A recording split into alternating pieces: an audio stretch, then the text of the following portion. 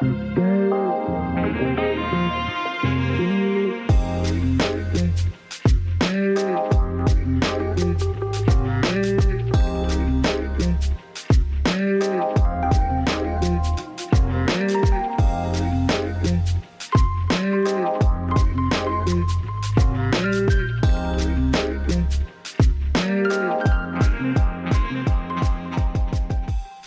à toutes et à tous et bienvenue dans ce podcast Movies Nerd, épisode numéro 60.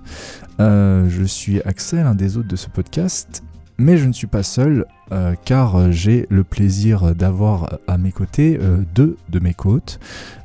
Du coup, je vais commencer avec la personne avec laquelle ça fait le plus longtemps que vous ne l'avez pas entendu. C'est Eddy. Salut Eddy. Salut. Ça va ? Ça va très bien. Est-ce qu'on peut se dire encore bonne année ? Vu le nom. Peut-être pas.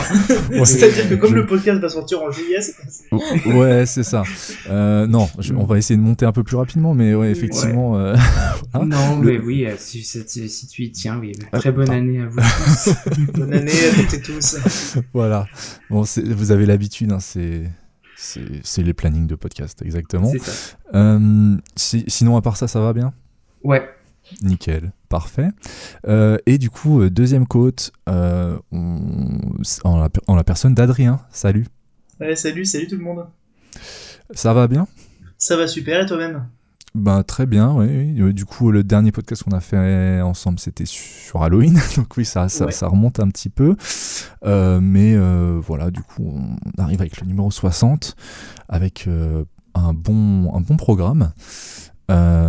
On avait prévu à la base, on en avait parlé déjà dans le dernier podcast, si vous l'aviez écouté, qu'on ferait un top de 2023. Malheureusement, c'est un peu tombé à l'eau parce que c'était prévu, hein, tout était prévu, mais on s'est dit que c'était un peu trop tard là pour le faire. Donc, on a aborté Michel clairement. Voilà, on a exactement. à se reposer la question. Je me suis dit, j'ai aucun souvenir de la moitié des clips de mon top. J'ai aucun souvenir. Du coup, je les revois tous. Je me disais non, vas-y, c'est mort, on va pas le. Ouais. Non, mais il valait mieux faire ça et puis peut-être se garder ça pour 2024, ce sera peut-être plus judicieux. On aura un top 2023 et 2024.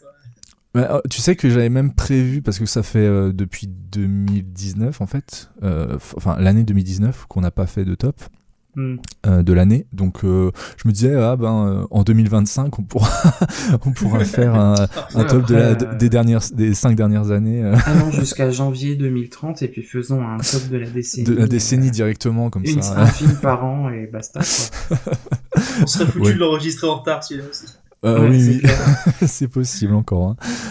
Donc voilà. Écoutez, très bien. Maintenant que les présentations sont faites, on va passer au programme de cette émission.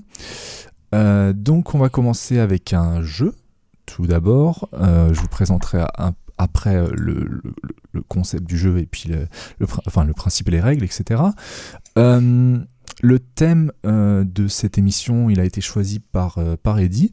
On a trouvé que c'était un très bon thème et que ça nous a parlé tout de suite à Adrien et moi-même. Mais personne ne sera étonné. Hein. Sur le fait que c'était un bon thème, je veux dire. Ah oui, franchement, c'est un très bon thème. Donc c'est les films à réhabiliter, j'ai appelé ça comme ça. Voilà, tu m'avais dit le porno, moi. Et non, j'ai rien. Mais tu sais qu'on garde ça pour le 69, donc dans 9 numéros. Il est tellement dégoûté parce qu'il avait super bien bossé le sujet. Putain, j'avais vachement bossé tout ça, je vais devoir en proposer un. Punaise, mais tu peux garder tes notes pour dans 9 numéros, tu sais. Hein, je sais pas s'il avait pris beaucoup de notes. Hein. Un porno sous-estimé. Je suis sûr que ça existe en plus. Oui, c'est ouf. Ouais, écoute. Hein. Oui, pourquoi pas. Non, mais c'était pour la ouais, bien sûr. Non, il faut bien qu'il y ait quelqu'un qui lance des vannes. Et du coup, la dernière rubrique, ce sera nos minutes nerd. Donc voilà, comme d'habitude. Je crois que si tout est bon... Qui n'est toujours pas choisi, hein, d'ailleurs. Pour qui ? Pour toi ? En fait, le problème, c'est que j'en ai deux. Et il y en a une, je ne sais plus si j'en ai déjà parlé ou pas. Donc il faut que je... Ah, ok. Moi, j'ai pas choisi mon film sous-estimé, mais c'est pas grave. Ah oui, d'accord. Non, bon, on improvisera, vous verrez ça. J'ai pas choisi mon micro pour enregistrer encore. Je réfléchis. Oui, donc voilà, on vous verrez bien de toute façon quand on y sera. Et du coup, je pense qu'on peut passer à la première rubrique du podcast qui est le jeu. C'est parti.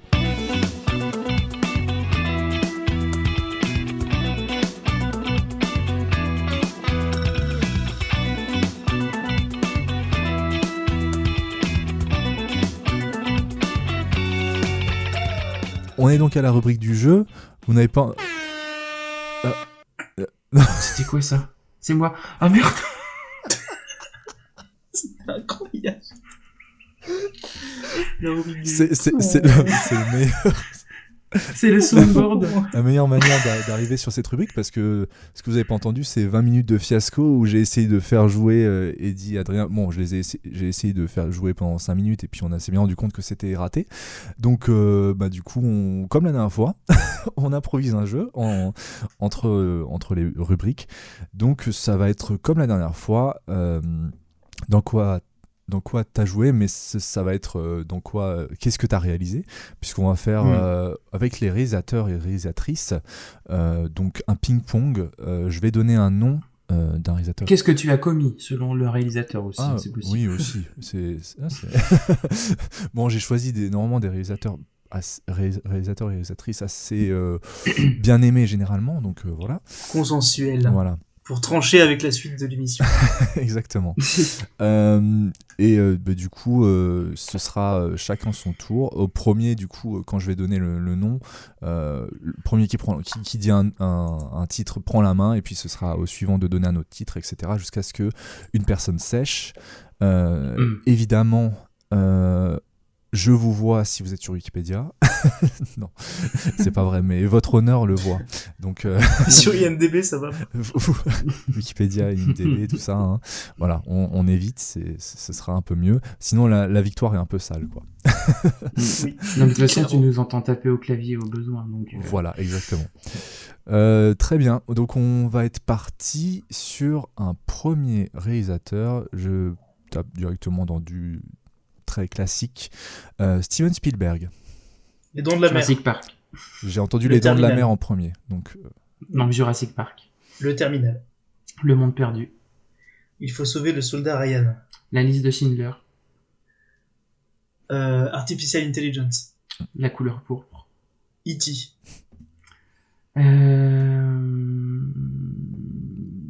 Duel. Ouais. Something Evil. Le bon gros géant. Attends, Something Evil. Je sais pas ce que c'est ça. Oui, c'est un de ses premiers films. Je sors les trucs. Ah ouais, non mais d'accord. Ouais, attends, t'es sûr, t'es pas sûr? Bah oui. Si, ça existe. Alors par contre, si. Ok, on va laisser passer, je cherche. Vas-y. Parce que j'en ai un autre comme ça, exactement. Bon, je le garde pour plus tard. Donc moi j'avais dit le bon gros géant. Ouais. Indiana Jones. Lequel? Ah oui, il y en a 3.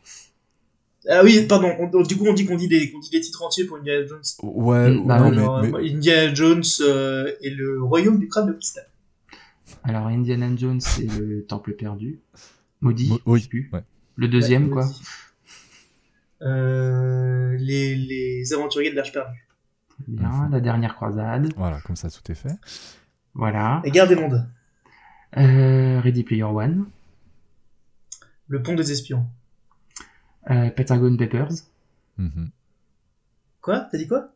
Pentagon Papers. Ah oui, Pentagon Papers, oui, pardon. Oui, désolé, mon accent anglais est pas... The Post. Hook. Oui, Hook. Quoi d'autre? Si, je vais en avoir un autre. West Side Story. Ouais. Panique à la Maison Blanche. C'est lui, ça? Je suis chiant. Attends. Oui. C'est pareil, téléfilm, juste avant... mais des téléfilms, tu vas chercher loin. Mais c'est tout, c'est ça qu'il a fait. C'est Chantage à Washington, non? Merde, Chantage à Washington. Ouais. Ok, bon, là pardon, par contre... Tu t'es trompé, donc bon, on va dire que ça arrête le jeu. Je suis tellement débile, des trucs dont je suis pas sûr. Mais oui, pourquoi mais oui, il fallait aller dans les valeurs sûres. Les valeurs sûres, mais...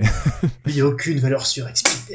Mais non, mais dans les trucs connus, quoi. Non, mais je sais, Non, je sais, c'est ma faute. Autant pour moi. Ouais, y a pas de souci. J'ai voulu faire le malin. Non, et du comme coup, avec Something The Evil, Finest. c'est bien, ça existe, c'est bon, c'est Oui. validé. Hein. Donc c'était, du coup, c'était chantage à Washington ou Savage en anglais. Donc, Et là, je suis en train de me dire qu'il y en a qu'on n'a pas cité alors que ça est évident. Oui, bah il y en a plein. C'est exactement comme The Finest la dernière fois. J'ai choisi de faire le malin plutôt que de répondre des trucs normaux. C'est ça. Bon bah il y a Amistad. Minority oui, Report. Minority Report, mais oui. Lincoln, Cheval de guerre.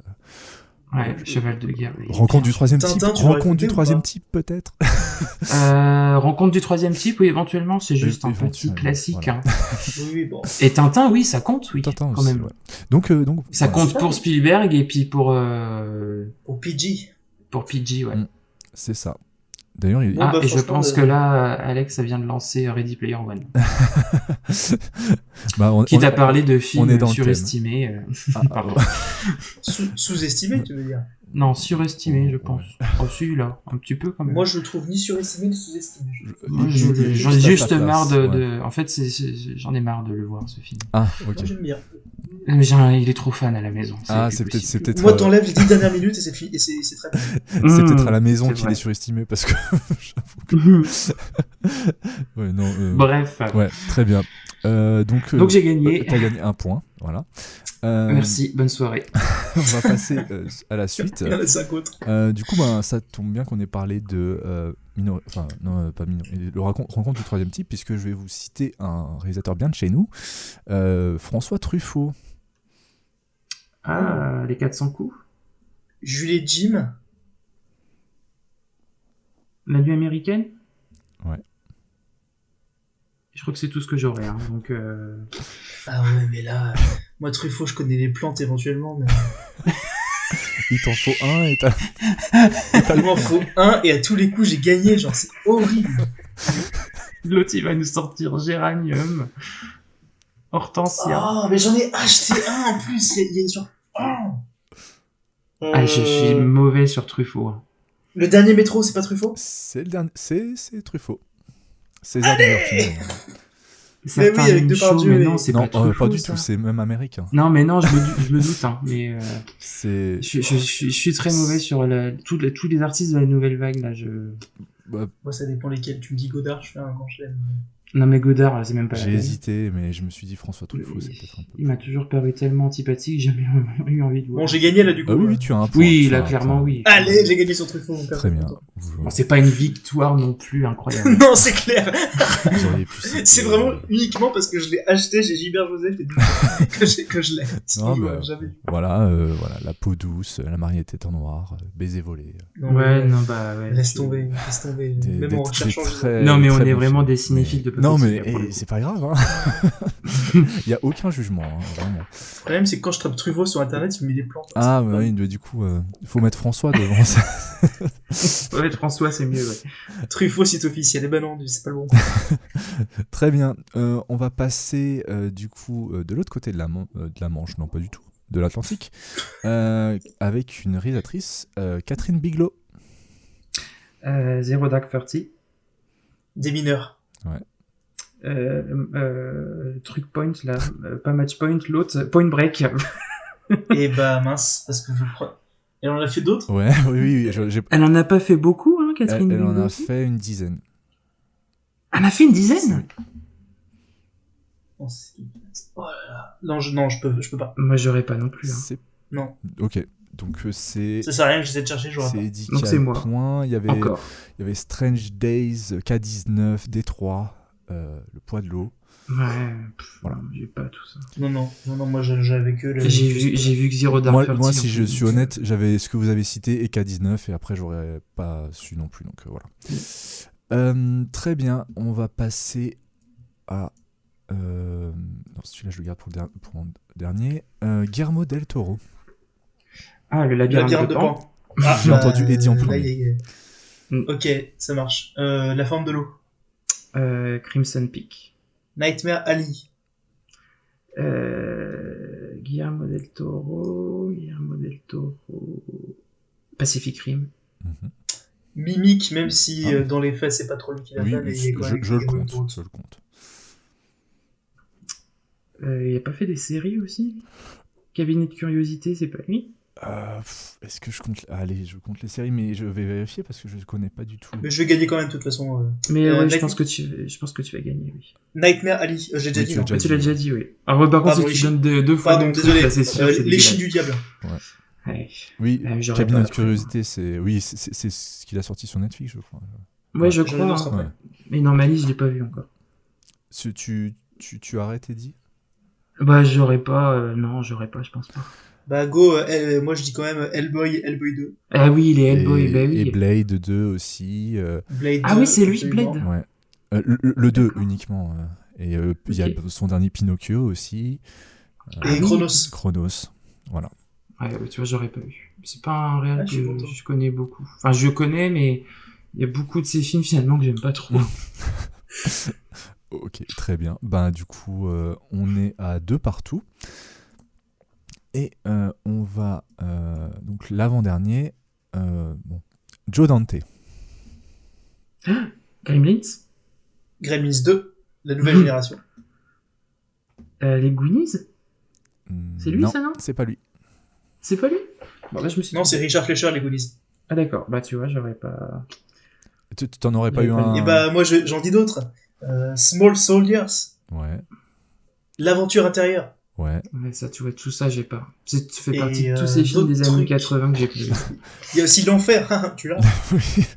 il y a le premier Piranha, il y a Hurlement, il y a The Burbs, les Oui. banlieusards, qui est avec Tom Hanks, incroyable. Ah, Hurlement, c'est lui aussi.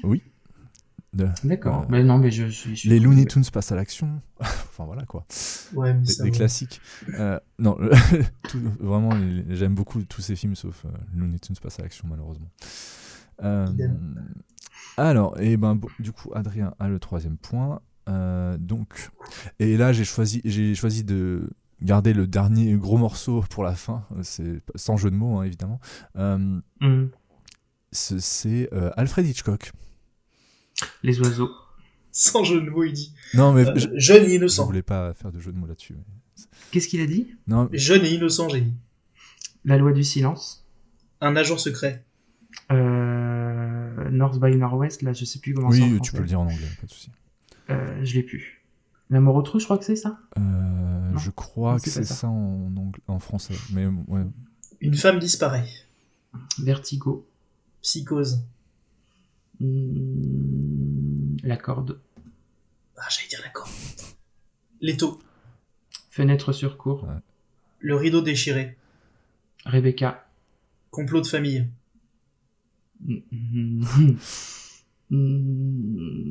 Marnie, je sais Ouais, plus quoi. ouais, Il y a un ouais, truc pas- avec Marnie. Pas de c'est ça, printemps pas- pour Marnie. Oui, Voilà. pas de printemps pour Marnie, c'est ça. Je sais ce que j'allais dire. Qui a tué Harry?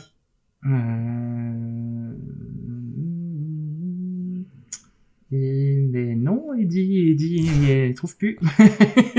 Trouve plus, pourtant il y en a un. Ouais. Mais je crois que j'ai épuisé ceux que j'ai vus en fait, surtout. Non, j'aurais pas. T'auras pas? Non, Bah, j'aurais l'homme pas. qui en savait trop. Ouais. C'est ceux qui sont Le dans la crime liste. était presque parfait. Ah, mais Le oui! crime était presque L'inconnu. parfait. Putain, je suis dégoûté! L'inconnu du Nord Express. Ah, il est tellement bien en plus, le crime était presque parfait, j'adore. Ouais, c'est vrai. Donc, Ah, merde. Lifeboat, enfin, La mise en voilà. scène de ouf qui me revient en tête là en plus d'un coup. Il y en a énormément. Notorious aussi. Enfin bref. Il y en a Merde. plein, mais voilà. Eh, t'as remarqué que cette fois, ma stratégie de dire des trucs de niche au début a marché? Ben, Ouais, enfin, c'était pas hyper flagrant au départ. hein. mais t'as dit quand même Psychose. Oui, j'ai dit On a été loin à le sortir. Parce que j'avais que 3 trucs de niche, parce que c'est le coffret Blu-ray d'Hitchcock que j'ai acheté récemment, mais tout le reste, après j'avais que des trucs connus. Du coup, t'avais beaucoup été aidé par les coffrets Blu-ray que t'as récemment achetés. Oui, clairement. Donc, J'en ai vu un aujourd'hui qui était pas terrible. Et bon, ça va, ça a été un match plus ou moins oui, équilibré, franchement, quand même. 4-2, c'est Ça. très honnête et vous êtes bien battus. Et du coup, c'est Adrien qui prend sa revanche un peu de la dernière fois. Et bah, vive la France. Voilà, exactement. Et bah du coup, voilà, on a fini le jeu. J'espère que ça vous a plu. Bon, malheureusement, j'avais... Moi, j'ai particulièrement aimé l'écoute des chansons refaite par l'intelligence artificielle. J'ai trouvé ça très vrai, concluant comme essai. Ouais, c'est vrai et que j'ai pas expliqué ce que normalement il était censé arriver comme jeu. J'étais défaite par l'intelligence artificielle. Un petit peu ça. Ouais, j'avais vraiment beaucoup taf. L'intelligence artificielle a eu raison de nous. Preuve du danger que ça représente, en fait. Exactement. Donc ouais, j'avais vraiment beaucoup bossé ce jeu.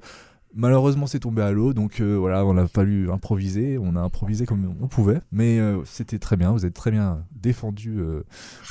Mais on salue on salue quand même l'implication d'Axel dans ce podcast, qui fait des choses qui ne fonctionnent pas, mais l'intention est là. L'intention est très là, parce que vraiment, j'ai passé les derniers soirs à faire ça, quoi.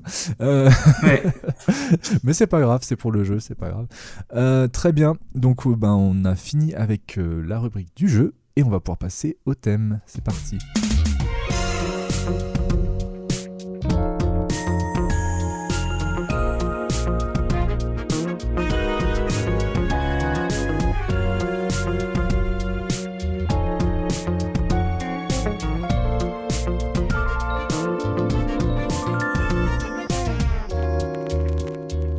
On est donc à la rubrique du thème. Et cette fois-ci, du coup, c'est le thème les films à réhabiliter. C'est un thème qui a été proposé par Eddy.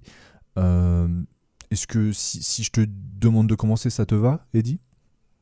Oui, on du coup, on a chacun un film dont on va parler, et puis on va évidemment discuter ensemble sur les 3 films qu'on a choisis pour ce thème. Donc, Eddy, je te laisse commencer. Alors c'est vrai qu'en off on a eu notamment Anne Ryan nous a posé des questions sur le choix du film, et c'est vrai que c'était pas évident parce que l'idée c'était pas forcément de prendre un film que les gens n'aiment pas ou qui n'a pas marché mais l'idée c'était plus de parler d'un film qui peut avoir ou non du succès. Mais qui en gros est décrié ou qu'on a tendance à mal cataloguer, quoi, entre guillemets, par rapport à notre point de vue personnel, en tout cas. Peut-être juste pas assez cité comme un film intéressant ou dans les références, on va dire. En gros, un film qui est pas jugé à sa juste valeur. C'est ça. En gros. Donc voilà. Donc moi, j'ai pas été hyper inspiré. J'avais évoqué en off, par exemple. Avatar ou Cloud Atlas. Pour moi, Cloud Atlas, c'est vraiment un cas d'école. Quand on en avait parlé en off avec Eddy, et quand il a cité Cloud Atlas, je me suis dit, ah merde, putain, c'est tellement parfait, mais j'ai pas choisi, enfin, par peur que tu l'aies choisi.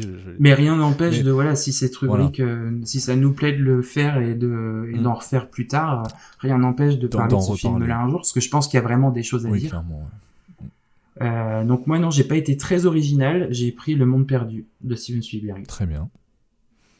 Parce que j'estime que c'est une bonne suite, qui arrive surtout après 2 tournages compliqués et qui a des défauts, mais qui a aussi des vraies qualités, je trouve, en fait, en termes de mise en scène. Et c'est vrai que je trouve qu'on a tendance on le compare évidemment trop à Jurassic Park, du coup, mais ce qui est évident, mais même en ayant en tête ce qu'est Jurassic Park, je trouve pas en fait que Le Monde Perdu soit un mauvais film ou une mauvaise suite, quoi. Ah oui, non, clairement. Donc voilà, moi je voulais parler de ce film-là parce que je trouvais qu'il y avait des qualités de mise en scène évidentes. Ouais, il y a des scènes marquantes, vraiment. Bah oui, quand même.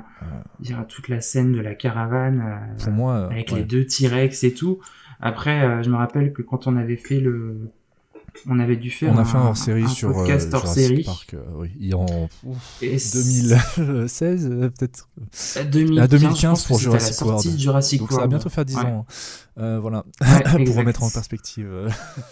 Voilà. Ah oui, notre podcast a de l'âge. Totalement là. Et du coup, je me rappelle qu'Axel, t'avais dû sortir un truc qui était assez vrai, bon, comme souvent, hein, d'ailleurs, hein, t'as pas tendance à raconter de la merde quand même. C'est gentil. Non, mais t'avais dit, c'est un peu la suite Bigger, je sais plus quoi. Bigger, Better, Stronger. L'expression bien américaine. Ouais. Comment ? Bigger, Better, Stronger, on va dire. Oui, c'est ça. Voilà. Et c'est vrai qu'il a un peu de ça, et bien sûr. Il y a plus de dinosaures, il y a plus de scènes d'action, il y a plus de... T'es sûr que j'ai dit un truc aussi intelligent, ça me ressemble pas trop. Moi, j'avais trouvé ça pertinent et je trouve que ça l'est toujours. Très bien. Et c'est vrai que oui, le film a effectivement des défauts. Il est peut-être un peu trop axé sur l'efficacité, c'est-à-dire qu'on va vraiment plus aller sur voilà, il faut que ça pète, il faut que ça soit archi divertissant.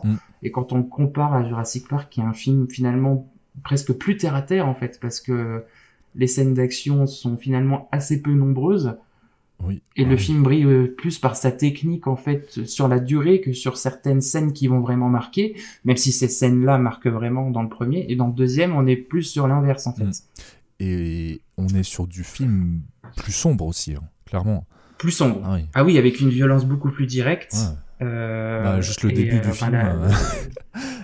Le début du film avec la petite fille, le pauvre Eddie Carr qui se fait clairement démembrer à la caméra et qui se transforme en snack pour T-Rex du coup et la mort horrible de cet acteur qui joue dans Armageddon, que j'ai retenu que dans Armageddon, mais c'est horrible. Attends, j'ai aussi un trou de mémoire là. En Russie, je suis très monsieur important, putain, j'ai vu son nom.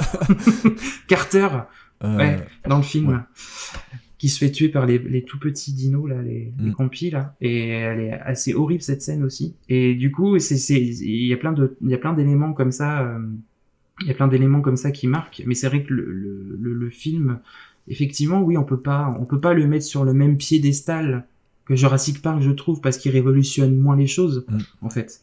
Mais c'est pas en soi un mauvais film. Et quand je vois qu'on me dit que c'est même un bon nom, c'est même pas un bon Spielberg, je suis pas d'accord. Je trouve que Spielberg a fait des choses moins bonnes que ça, notamment récemment sur certains trucs. Et non, enfin je suis pas d'accord. Donc voilà, l'idée c'était vraiment de réhabiliter ça et d'évoquer un peu tout ce que le film a de bon, donc sa mise en scène, ses effets spéciaux, son scénario qui est simple mais qui est tout à fait en lien avec le premier et avec l'esprit en fait de la saga, parce qu'en fait ça se confirme finalement dans les films qui sont sortis depuis. Mais sachant que c'était aussi une adaptation de Crichton, hein. Enfin Crichton a écrit. Alors oui et non, parce qu'en fait il est hyper éloigné pour le coup. Autant Jurassic Park est assez proche du roman d'origine, même si ça a été, il y a des choix qui ont été faits pour en faire un film un petit peu plus grand public et puis le rendre un peu plus vendeur, parce que c'est vrai que le roman de Crichton est très bien, mais ça reste quelque chose de plus scientifique, un peu plus sombre et tout. Et en fait, Le Monde Perdu, donc qui est la suite, que d'ailleurs pour l'anecdote, je crois que c'est Spielberg qui avait dit à Crichton, t'as pas envie d'écrire une suite parce que clairement il y a moyen, et en gros s'il écrivait une suite, c'était lui qui l'adaptait. Ce qui s'est passé, et c'est vrai que le roman est totalement différent du film. Donc ça se passe bien sur la même île que dans le roman, donc sur la deuxième île où InGen crée les dinosaures avant de les envoyer sur le parc qui est sur l'autre île. Donc on est bien sur Isla Sorna, du coup on n'est pas sur Isla Nublar, et l'idée, il y a toujours cette idée de base d'aller chercher quelqu'un sur l'île qui est en gros pas perdu comme dans le 3, mais qui est potentiellement en danger sur cette île, et à ça Spielberg lui va rajouter le fait que la société donc qui détenait Jurassic Park va vouloir essayer de se renflouer en amenant des dinosaures sur le continent, en créant un parc sur le continent. Et je trouve que ça en fait c'est assez malin, même si c'est pas dans le roman. Je trouve que ça donne vraiment suite au premier, et ça donne lieu à une scène de fin plutôt épique et toute la scène à San Diego avec le T-Rex. Oui, il y a des vrais hommages, et puis c'est un film qui est beaucoup dans l'hommage à plein d'autres œuvres, à King Kong notamment, beaucoup. Et il y a quelque chose que je trouve assez poétique là-dedans, c'est que dans le premier, donc John Hammond, qui est le créateur de Jurassic Park et le patron de InGen, lui, il est dans le film, et je précise bien dans le film et pas dans le roman. Dans le roman, il est beaucoup moins sympathique, mais dans le film, il est vraiment muet par une volonté de merveilleux en fait. On a ramené ces animaux à la vie. Alors effectivement, on se pose pas trop de questions en termes d'éthique, mais on en saisit que le côté merveilleux, un peu comme le spectateur en fait. Et du coup, ça rend le personnage sympathique d'une certaine manière, alors que là, dans le deuxième, celui qui gère la société InGen, c'est un pur capitaliste véreux, et en fait, ça démontre bien que l'homme, de toute façon, dès qu'il y a de l'argent en jeu, peu importe qu'on parle de vivants ou de créatures qu'on ramène à la vie, la phrase du film, c'est une espèce disparue ramenée à la vie n'a aucun droit. Et effectivement, dans le film, ça fait sens parce qu'en fait, c'est eux qui les ont créés, qui les ont ramenés à la vie. Donc, c'est eux qui ont des droits sur ces animaux, sauf qu'en fait, ces animaux sont sur leur île, c'est eux les chefs, quoi. Ils vivent en autarcie. Et d'ailleurs, le film, le début du film montre que les dinos n'ont pas besoin de l'homme pour survivre sur cette île, et la fin le montrera aussi. Quand on nous dit, mais ils n'ont pas besoin de notre présence du tout, en fait. Oui, totalement. Ouais. Et donc il y a toute cette dimension aussi sur le capitalisme humain vis-à-vis de la nature, qui cherche toujours à contrôler la nature, même quand cette dernière trouve son chemin et lui échappe. Et puis justement, toute cette nature qui finalement n'a pas du tout besoin de nous pour survivre. Et donc ça peut faire écho à ce qu'on vit aujourd'hui, où quand on voit des slogans du style il faut sauver la planète. Alors oui, il faut nous sauver en fait, parce que la planète nous survivra. Ce qui est dégueulasse actuellement, c'est tous ceux qu'on entraîne avec nous dans notre chute en fait. Ouais. Voilà, parce que la planète, elle est là depuis tant d'années, tant de millions d'années, de milliards d'années même, et elle s'en sort très bien. Et il y a des extinctions de masse, on en a déjà eu. Les dinosaures en sont une preuve, et elle nous survit. Mais aujourd'hui, c'est nous qu'il faut sauver pour éviter qu'on foute en l'air tout ce qui gravite autour de nous, tous les écosystèmes qu'on met en l'air actuellement. Et je trouve que le film fait un petit peu de lien avec ça. Totalement. Voilà. Donc je trouve que même en 2024, c'est un film qui ne perd rien en fait de de sa dimension philosophique là-dessus. Qui est encore plus actuel maintenant qu'en 97. Et en plus, Steven Spielberg, ce film, il le fait après une longue pause, quoi. Puisque... Une longue pause et puis deux tournages très éprouvants, parce que c'est toi qui m'en parlais en off, mais c'est vrai que il y a Jurassic Park et La Liste de Schindler qui sort en 93. Voilà. Donc il a fait en simultané, quasiment, ouais. Deux films majeurs dans cette film. Et en 97, il fait Le Monde Perdu et Amistad aussi. Donc c'est deux gros films par année, quoi. Mais une longue pause entre, parce que je pense qu'il y en avait besoin. Bon. Et du coup, il était un peu attendu aussi, Le Monde Perdu, comme le retour de Spielberg. De toute façon, une suite à Jurassic Park était attendue, je pense, à partir du moment où c'était annoncé. Une suite en fait, le premier avait été une telle révolution. C'est ça, déjà une suite à Jurassic Park, mais en plus le retour de Spielberg à la réalisation. Ça. C'est quand même 4 ans qu'il n'avait pas réalisé, donc il était attendu au tournant un peu, et je pense que du coup, le fait il a été vu comme plus faible, ce qui objectivement est un peu le cas, mais c'est pas non plus... c'est pas un mauvais film. C'était impossible de recréer l'émerveillement du premier. Exactement. Ouais. Et ça, c'est quelque chose de constant en fait dans la saga après le premier. Je veux dire, même Colin Trevorrow, quand il fait Jurassic World, il y va tout en sachant que tu pourras pas recréer en fait ce sentiment-là. Ouais. Il pourra jouer sur la nostalgie, mais il pourra pas amener ce que Spielberg a réussi à faire. Ce qui est évident, parce que c'est Spielberg qui a inventé le blockbuster moderne en quelque sorte avec ce film-là. C'est clair. George Lucas le dit lui-même. Voilà, il est quand même dans le domaine du blockbuster, il touche sa bille aussi. Ouais. Donc du coup, légèrement. Et c'est vrai que Le Monde Perdu, j'ai même lu des critiques qui disaient Spielberg a inventé le blockbuster et a signé son arrêt avec Le Monde Perdu. Mais c'est pas possible de dire des trucs comme ça. Quoi. C'est un peu gros. Je veux dire, si tous les blockbusters actuels étaient au niveau du Monde Perdu, ça m'irait parfaitement. Oui, clairement. Voilà. Il n'y a pas de souci. Ouais. Hein. Et puis, donc voilà. Je voulais juste encore dire qu'il y a aussi le fait qu'ils aient... le personnage principal, maintenant, c'est un personnage qui était secondaire dans le premier film, un personnage qui était un peu... Ce qui est cohérent avec le roman. Oui, totalement. Parce que c'est aussi lui qui est dans le deuxième. Ouais. C'est Malcolm qui revient. Un personnage un peu... Je sais pas, comic relief, mais un petit peu parfois, et puis qui est il a ce côté pince sans rire, en fait. Mais il y a aussi tout l'aspect paternel qui est très beau dans le film, je trouve, et qui est un peu... Oui, parce que c'est pareil, là en fait c'est le film, il y a un petit peu ce fait de jouer en miroir avec le premier, mais tout en inversant les rôles. C'est que dans le premier, Sam Neill joue un paléontologue absorbé par son travail, mais qui n'aime pas les enfants, et qui va finir par apprécier les enfants, mais qui à la base n'aime pas les enfants. Et Jeff Goldblum, lui, au contraire, lui, il est plutôt, il est plutôt du genre à avoir une mariée dans chaque corps et à avoir autant d'enfants, quoi. Lui, il adore les enfants, et voilà, et du coup, il y a sa fille dans le film. Qui donne pas forcément lieu à la meilleure scène du film avec les raptors, mais la scène de Jim. Oui, c'est sûr. Mais la réplique de Malcolm est drôle à la fin, mais la scène est pas ouf. Donc voilà, donc c'est ça en fait. L'idée de ce type de podcast, c'était effectivement de reconnaître que ces films-là ont des défauts, mais que ce sont pas les purges qu'on essaierait de nous vendre, quoi. Adrien, toi. Monde perdu, t'as une opinion? Moi, je ris d'avance.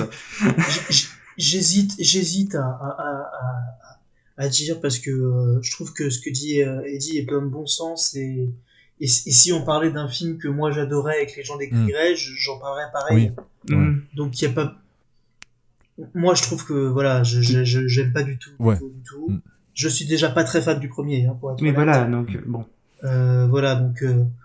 Mon avis sur le sujet, c'est une histoire d'appréciation de l'univers de base. Oui, bien sûr. Ouais, voilà, je pense que dans le cadre de la discussion qu'on a, mon avis sur le sujet est pas... Non, évidemment, non, mais je demandais. Hein. Mais c'est pour ça que je mettais un point d'honneur à dire selon nos propres avis aussi. Ouais. Oui, c'est c'est totalement subjectif. J'essaie d'y amener quelque chose d'objectif parce qu'il y a des qualités évidentes. Dire que quand t'aimes ou pas Spielberg, c'est vrai c'est nier que Spielberg sait tenir une caméra, c'est faire preuve de mauvaise foi. Voilà, mais je veux dire, parfois c'est ce qu'on peut dire. Si je dois préciser un peu, il y a rien dans le film qui moi m'attire.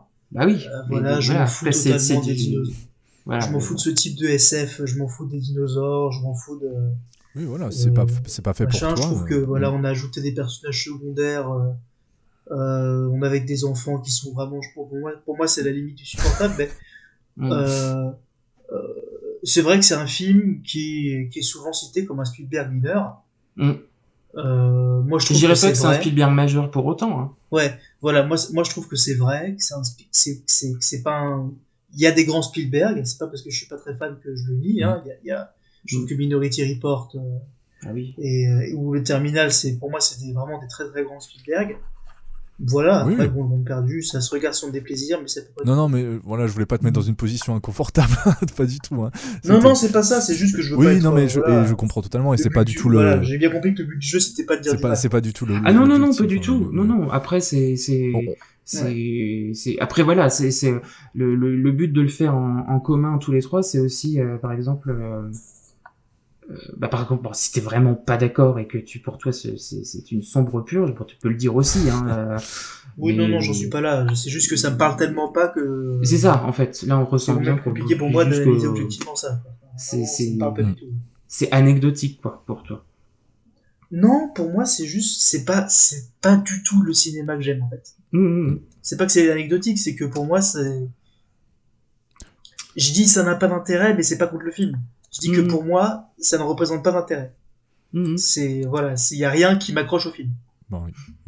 Ouais, moi je dirais que je sais pas si c'est le cinéma, enfin si c'est le cinéma que j'aime, mais c'est surtout le cinéma avec lequel j'ai grandi en fait. Oui, non mais ça c'est... Donc je pense que c'est pour ça que c'est le cinéma que j'aime aussi. Oui, bah bien sûr, ça se discute pas, il y a plein de trucs avec lesquels j'ai grandi. Même si quand même, pour moi, Jurassic Park, oui, les dinosaures sont là, font partie du truc, évident, mais ça va plus loin que ça. Oui, mais Jurassic Park, comme tu dis, que j'aime ou que j'aime pas, c'est ça. C'est vrai qu'il a inventé le divertissement moderne. Ah oui, non, mais je veux dire, en termes de thématique, pour moi, les dinosaures, c'est... Oui. Là, c'est les dinosaures, si tu veux, mais ça parle surtout de la génétique, en fait. À mes yeux, en tout cas. La génétique, de la vie trouve toujours un chemin. C'est complètement éloigné de films un peu plus, entre guillemets, un peu moins divertissants comme Schindler. Les thématiques sont pas complètement éloignées. Ah bah non, de toute façon, Spielberg... mais voilà, disons que cette manière de m'y arriver... Il y a des constantes dans sa filmographie, et je pense que... que c'est pas pour rien, en fait, qu'il a fait... Que c'est un sujet qui lui a parlé aussi. Très bien. Par contre, c'est un auteur, et c'est tout, et c'est complètement un film de l'auteur en question. Là, moi, j'ai pas de difficulté à dire. Ça, c'est sûr. Quand tu vois quand tu vois Le Monde Perdu, tu sais que c'est un Spielberg. C'est ça, c'est pour ça que je veux pas dire anecdotique, parce que anecdotique, c'est un truc qui ressemble à d'autres trucs. Oui, là, effectivement, oui, c'est pas le bon terme. Là, c'est pas un film générique. C'est exactement ça, c'est beau que je cherchais, c'est pas générique, voilà. C'est vrai que c'est mieux ça que les trucs qu'on a vus, pas forcément récemment, parce que moi j'aime pas non plus dire que le blockbuster d'aujourd'hui est nul et que le précédent et que ceux d'avant c'était génial. Non, mais en fait, je pense que le problème avec aujourd'hui, c'est que quand un film comme Le Monde Perdu sortait, c'est que déjà c'était plus rare parce qu'il y avait moins de films qui sortaient quand même. Et aujourd'hui, c'est vrai qu'avec les plateformes et tout, il y a, par exemple, je pense à Netflix, je trouve quand même qu'ils ont tendance à... Il y a beaucoup de choses qui se ressemblent, en fait. Oui, la production... Il y a une certaine uniformisation, en fait, du blockbuster. Ouais, mais moi, c'est parce qu'il y a plus de films. Que Marvel a instauré un peu, aussi. Hein. Oui, bien sûr. Moi, je pense que c'est parce qu'il y a plus de films, tout simplement, parce que... c'est ça. Moi, je trouve que... il y a trop de comparaisons possibles, en fait. Ouais, en lien avec le film dont je vais parler, moi, je trouve pas que No Time to Die ressemble à un autre truc qu'on a vu la même année. Oui. Bah oui, par exemple. Après, c'est pareil, je veux dire, Sam Mendes, c'est un auteur aussi. Donc, Non, mais c'est pas, précisément, No Time to Die, c'était pas lui, justement. Ah, c'était pas lui? C'était Corey Fukunaga. Ah, d'accord, pardon. Bah, tu vois, tant pour moi. Et voilà, très pour moi, renseigné. Voilà, donc en fait, pour moi, ça dépend, je trouve que évidemment, plus il y a de films, plus il y a de standards. Ouais. Tu vois ce que je veux dire? C'est-à-dire que quand on est un système de production quasiment à la chaîne, forcément, les choses vont se ressembler les plus unes aux autres. Ouais, mais voilà, moi, ce que je voulais dire, c'est que c'est vrai que dans le blockbuster d'aujourd'hui, j'allais dire post-Marvel, parce que moi, je pense qu'on est dans le post-Marvel. Mais je pense pas qu'on soit encore dans le Marvel. Non, oui, non, ça se et c'est vrai que, voilà, il y a des trucs complètement absurdes qui arrivent encore à sortir, il y a des trucs qui sont pas finis, comme le Flash de Muschietti, par exemple, qui parle Madame Web, là... Ouais, c'est ça, c'est exactement ça que je pensais. Madame Web, ou même Morbius, pour rester dans le même univers, c'est des films qui sont complètement standardisés et anecdotiques. C'est ça. Et moi, quelque part, je préfère voir limite une giga purge comme le Flash de Muschietti, qui au moins a le mérite de ressembler à rien tellement il est claqué, on va dire, plutôt que de voir Morbius ou Madame Web. Donc, et après, je reconnais... dans le contexte de l'époque du Monde Perdu, par exemple, je pense que en fait, les blockbusters qui pouvaient être comme ça, de blockbusters de SF ou en fait, étaient moins standardisés parce qu'il y avait moins de films dans ce genre-là, en fait. Parce que Jurassic Park, il n'y a pas si longtemps que ça qu'il était sorti, donc ce que Jurassic Park a défini, bon, c'était encore... il y a certains réalisateurs qui faisaient encore leurs armes en fait sur ce genre de film là. Je pense que ce qui était un petit peu plus standardisé à l'époque, même s'il y a de très bons films à cette époque là, c'était par exemple les films d'action, un peu comme Speed ou True Lies ou tous ces trucs là qui sont très bons, hein, les Pièges de cristal, tous ces films là qui sont très bien. Moi, il y en a beaucoup que j'aime beaucoup revoir, mais je pense que c'est peut-être plus sur ce genre là en fait à l'époque où c'était un chouïa plus standardisé avec des pépites. Ouais, mais je suis pas sûr parce que non, mais c'est pour ça que je nuance, hein, pas tous, mais je pense que tu vois, aujourd'hui ça s'est décalé en fait. Il y a eu le film d'horreur par exemple a eu une période beaucoup plus standardisée aussi. C'est ce que j'allais dire pour parler d'un truc que je connais un peu mieux que les films d'action, encore parce que moi je trouve que précisément les films d'action, pour moi justement Die Hard ressemble pas du tout à True Lies, qui ressemble pas du tout à non, mais en même temps c'est pas les mêmes personnes qui les font. L'histoire se souvient des gagnants, on va dire. C'est aussi ouais, mais par contre, effectivement, le film d'horreur dans les années 80 et 90, pour parler de ce sujet-là, là pour le coup, on peut parler standardisation. Enfin, c'est que moi je me rappelle beaucoup de DVD que mon beau-père avait. Bah, bien sûr, avec beaucoup de films, tu sais, avec Steven Seagal, ces trucs comme ça, et qu'en fait c'était assez générique en fait. Et dans les films d'horreur, enfin la décennie 90, c'est du slasher à post-crime en fait. ce qui mène à Scream, Oui, en fait. oui. Ça Ce qui mène à Scream, parce que oui, Scream réinvente. Et après, il y a eu la deuxième parce que période. Scream Ouais. Il y a eu encore plus de génériques. Craven, qui aimait pas tellement les films d'horreur, contrairement à ce qu'on peut penser, a réalisé Scream justement parce que le slasher c'était devenu n'importe quoi. Et ben tu vois, je trouve que Scream, c'est un film qui aurait pu avoir sa place ici, en fait, d'une certaine manière. Peut-être pas le premier, moi. Peut-être pas le premier, mais je pense que le quatrième, par exemple, ouais. a vraiment fait débat. Moi, je trouve que c'est génial, mais il a vraiment fait débat. Ouais, le quatrième aurait peut-être plus sa place, ouais. Moi, j'adore le 4. Pareil. Honnêtement, je le trouve très convaincant, c'est top 1 en fait. pour moi. C'est top 1 Ah ouais, meilleur que le premier, Ouais. Ah oui, non. je trouve ça vraiment vachement bien. Ouais. Alors que le 5... Oui, bon, du coup, on va... Ouais, on en reparlera parce que moi, ça m'intéresse. Mais c'est vrai que c'est, tu vois, voilà, donc c'est le genre de film qui s'y prête, ça, pour le coup. C'est clair. Ouais. Du coup, on va enchaîner avec toi, Adrien, t'avais commencé un petit peu à parler... Oui, je pense que la transition était bien amenée. Ouais, alors, c'est pas de celui-là dont je vais parler. Voilà, exactement. Mais je t'en prie. Moi, je vais vous parler d'un film dont la suffisance complexée est assez dégoûtante. Oh putain. Un film avec un... Le gars tout de suite arrive avec son Bechdel, tu sais. Un film avec un bad guy de pacotille, une photo sous-exposée qui appelle le sommeil, un bad guy. Un récit sans peps et des scènes d'action fonctionnelles. Okay. Un récit dont les rouages scénaristiques sont pensés pour distraire le regard des grosses ficelles. Bref, un film qui ne mérite qu'une seule chose, un permis d'ignorer. Bon, ça c'est pas mes mots. Ouais. C'est des mots de la critique. Ce qui est très bien, c'est ce que j'allais dire, c'est que ce qui est très bien, c'est que là, on remarque pas du tout qu'il est en train de dire quelque chose. Ouais, mais là, j'étais obligé. Oui. Parce que, c'est pas mes mots. Et je voulais les citer, c'est les mots de la critique française au moment où Spectre de Sam Mendes est sorti.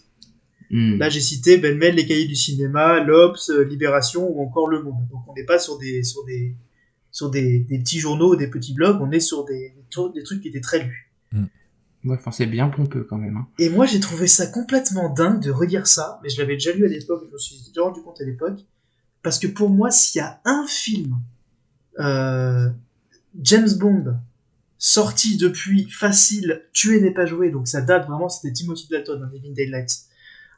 Donc, en passant tout Brosnan et la grande majorité des films avec Craig, s'il y a un film qui ressemble vraiment à du James Bond, pour moi, c'est celui-là. Donc, c'est Sam Mendes qui a réalisé ça après Skyfall. Et pour moi, c'est important de faire un petit retour en arrière parce que je peux pas juger de ce James Bond précisément sans parler des quelques précédents de Craig. Parce que pour moi, la raison pour laquelle... Qu'est-ce qu'un film qui ressemble à du James Bond? C'est ça. Qu'est-ce qu'un film qui ressemble à du James Bond? Est-ce que c'est Casino Royale? Oui.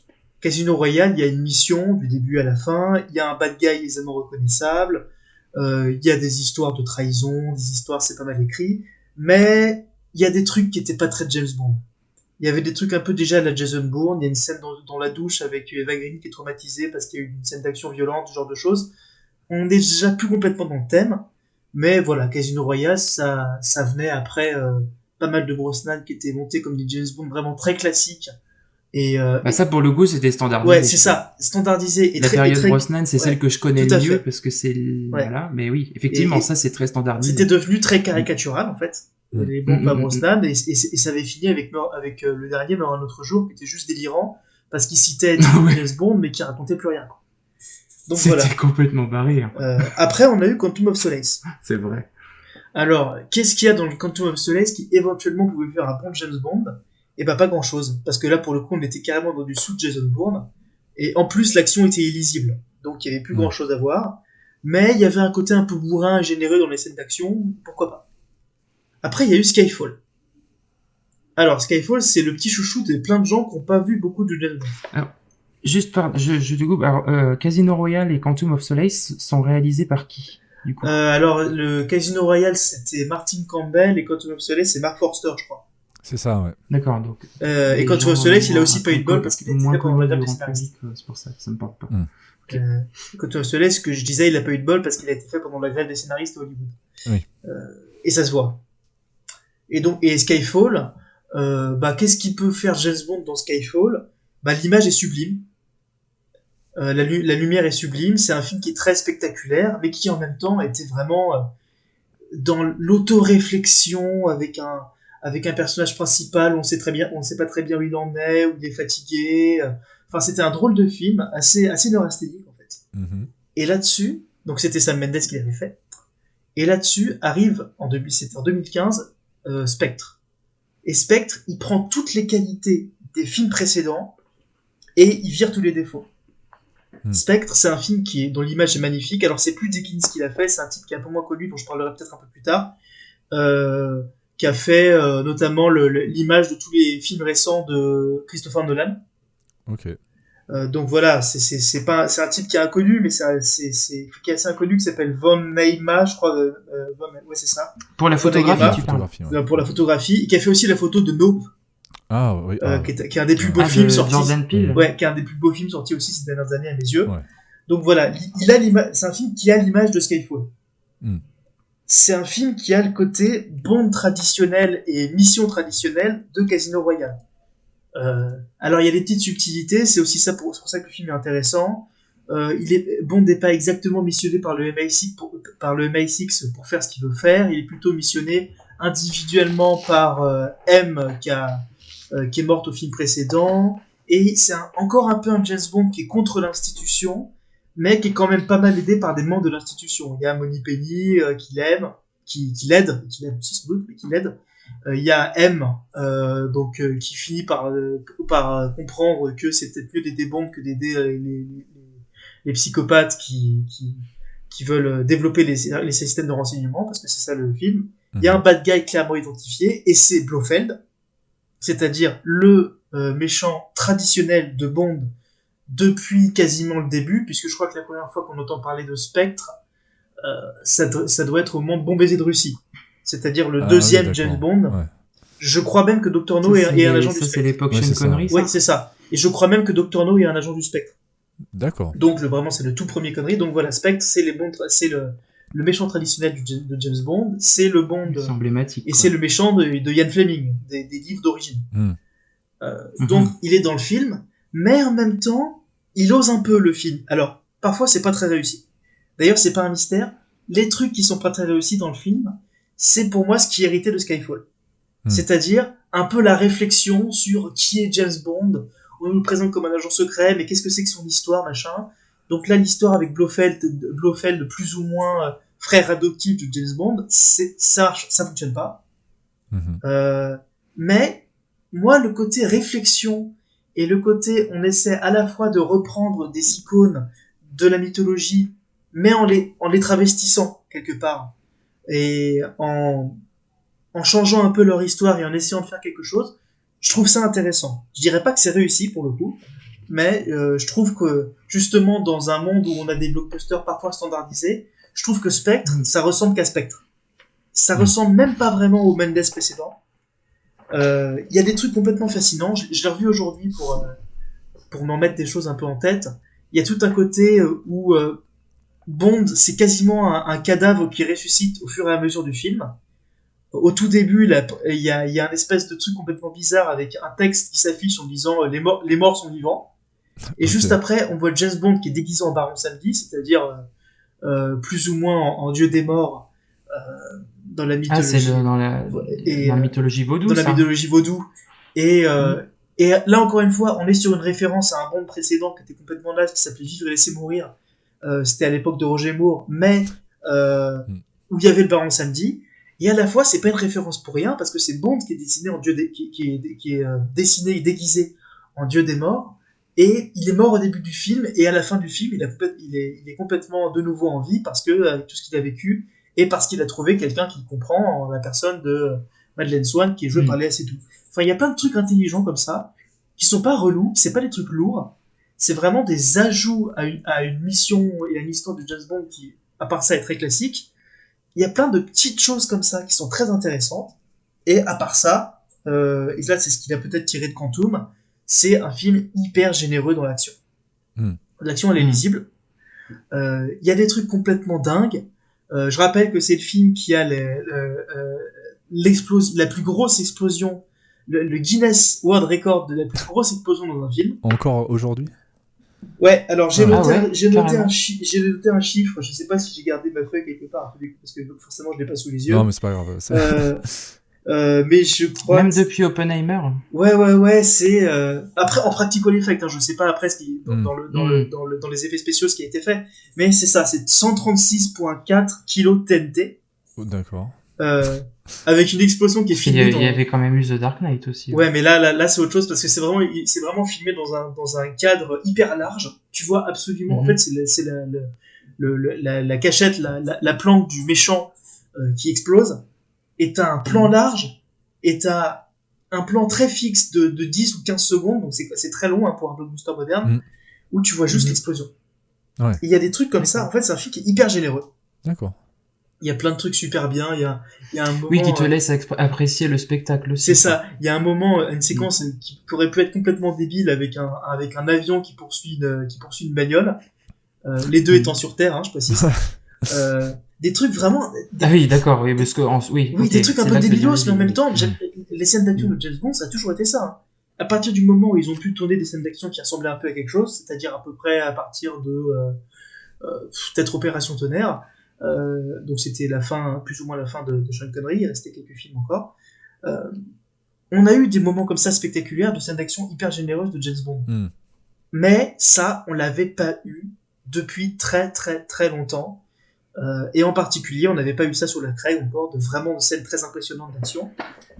Toutes ces raisons qui font que pour moi, Spectre, c'est le film qui ressemble le plus à un James Bond de toute l'ère Craig, à l'exception peut-être de celui qui suivra, qui lui est beaucoup plus dans la référence à un Bond en particulier, qui était au service secret de Sa Majesté.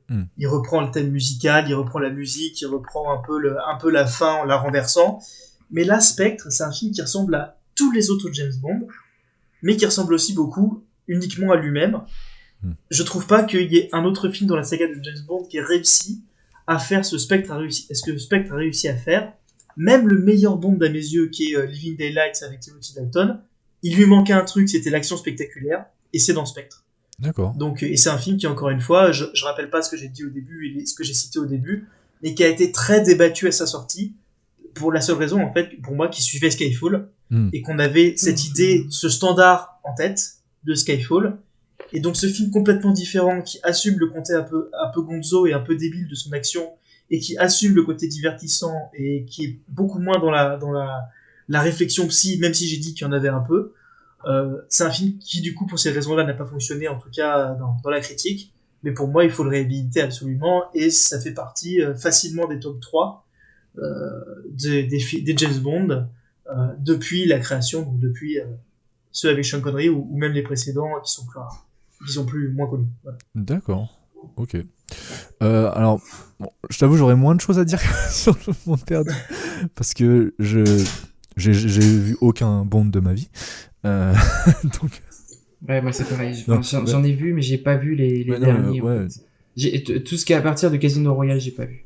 Donc, t'as vu aucun Bond, Axel? Zéro, mais vraiment zéro, pas une minute. Ah, frérot. Pas une minute. Mais écoute, c'est un retard à rattraper. Ah, mais je juge pas, au contraire, je t'envie. Mais bien sûr, mais du coup, je te demanderai peut-être conseil en off sur lequel commencer. Mais il n'empêche, c'est intéressant ce que tu dis, parce que ce que tu dis, Adrien, parce que finalement, ça caractérise assez bien ce que je pensais. En fait, moi, comme je disais, j'ai vu les James Bond avec Pierce Brosnan. Je crois que je les ai tous vus. Alors après, je me rappelle pas de tous. Et j'ai dû en voir quelques-uns avec Roger Moore. J'ai dû en voir un ou deux avec Sean Connery. Mais tu sais, vraiment, quand ça passait à la télé, c'était l'été en vacances, machin. Et voilà, j'ai pas un affect avec James Bond, non, pas du tout. Mais c'est vrai que les derniers, donc à partir de Daniel Craig, en fait, toute l'ère Daniel Craig, je les ai pas vus. Parce que j'ai toujours eu ce sentiment...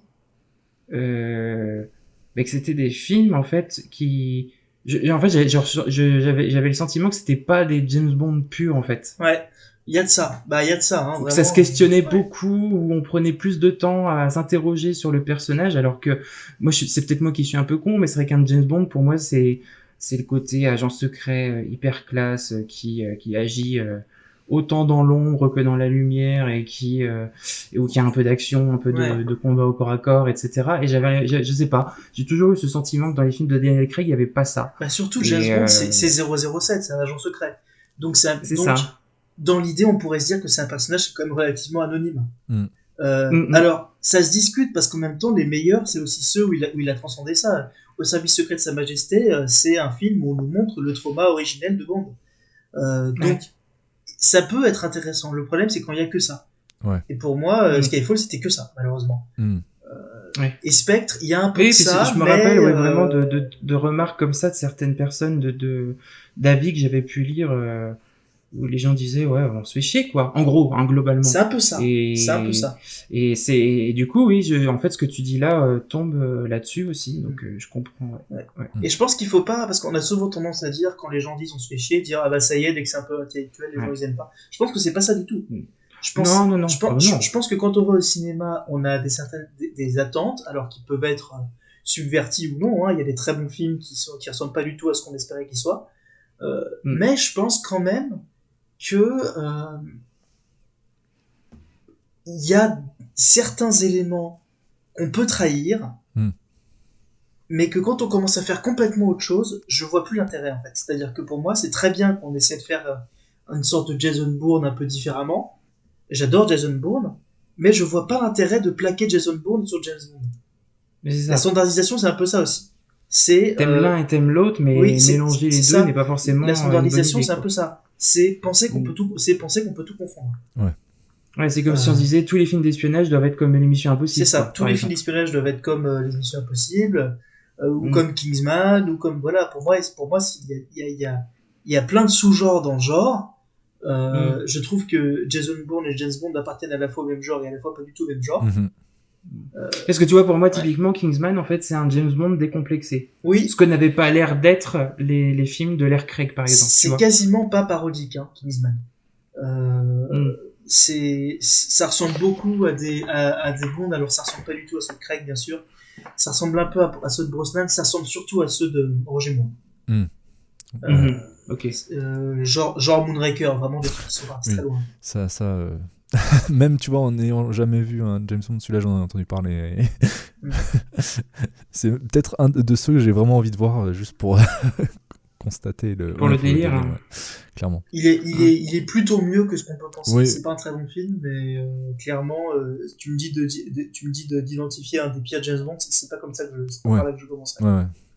Ok, bah super. De toute façon, on est d'accord pour dire que les pires James Bond, ça reste quand même ceux en termes de cinématographie, hein, cinématographiquement parlant, je veux dire, ça reste ceux de l'époque Pierre Brosnan, quand même. Ouais, pour moi, ça se discute parce qu'ils ont quand même essayé.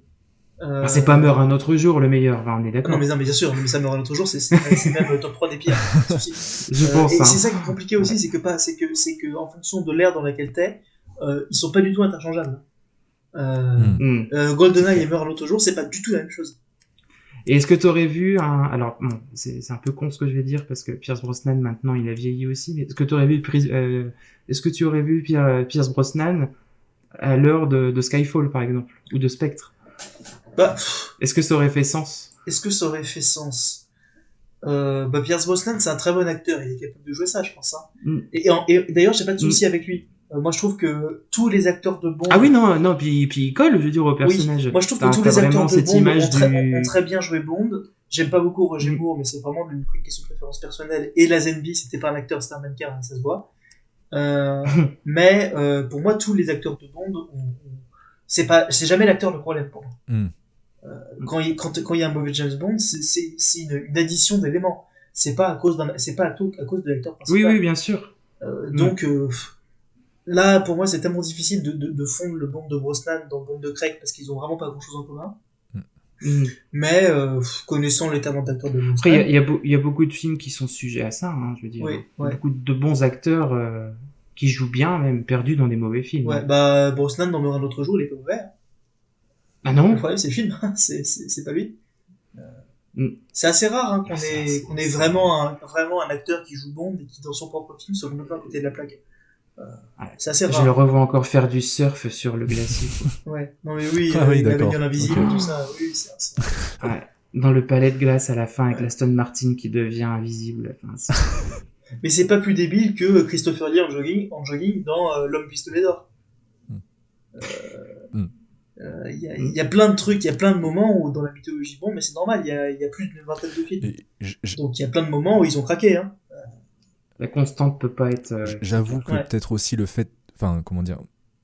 Pour mon choix, c'est pas vraiment un choix de ne pas en avoir vu aucun, mais ma non-attirance, on va dire, pour James Bond, c'est aussi un peu la mythologie autour et tout ce qu'il y a tout ce qui représente un peu, qui... Il me semble qu'on en avait parlé une fois, et que c'est ce qui te bloquait un peu. Même, enfin... L'homme à femme, assez peu de c'est... considération pour les personnages féminins. Oui, ça c'est quelque chose qui est très vrai. Qui est encore. Et puis le stéréotype de la James Bond girl, en fait. C'est ça. Rien que ça. Mais alors ça, il y a plusieurs Bonds à voir pour un peu améliorer ça. Dans la majorité, c'est ça, je peux pas mentir. Surtout les Bonds avec Sean Connery et Roger Moore, et surtout avec Sean Connery. Ils sont assez avec Pierce Brosnan aussi, hein.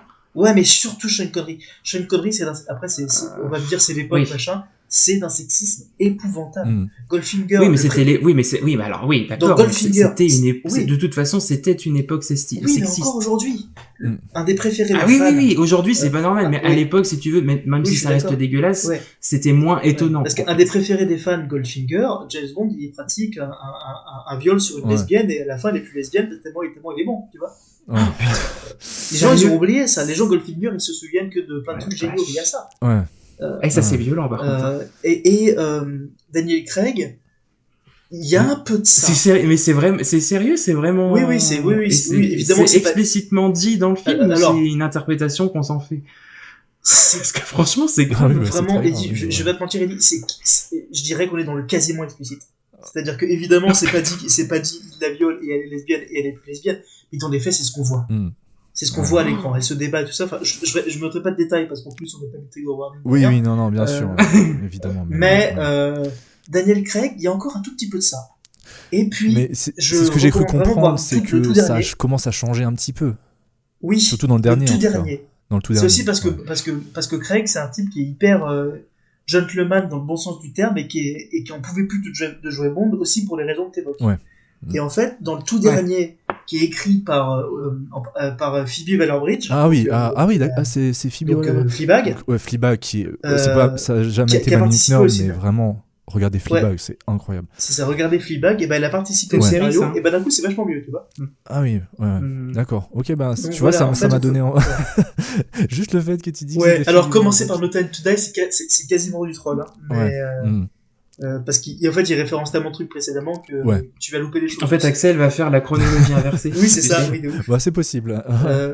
Non, mais il y a histoire aussi... de rester déçu par pour moi, il y a une bonne porte d'entrée.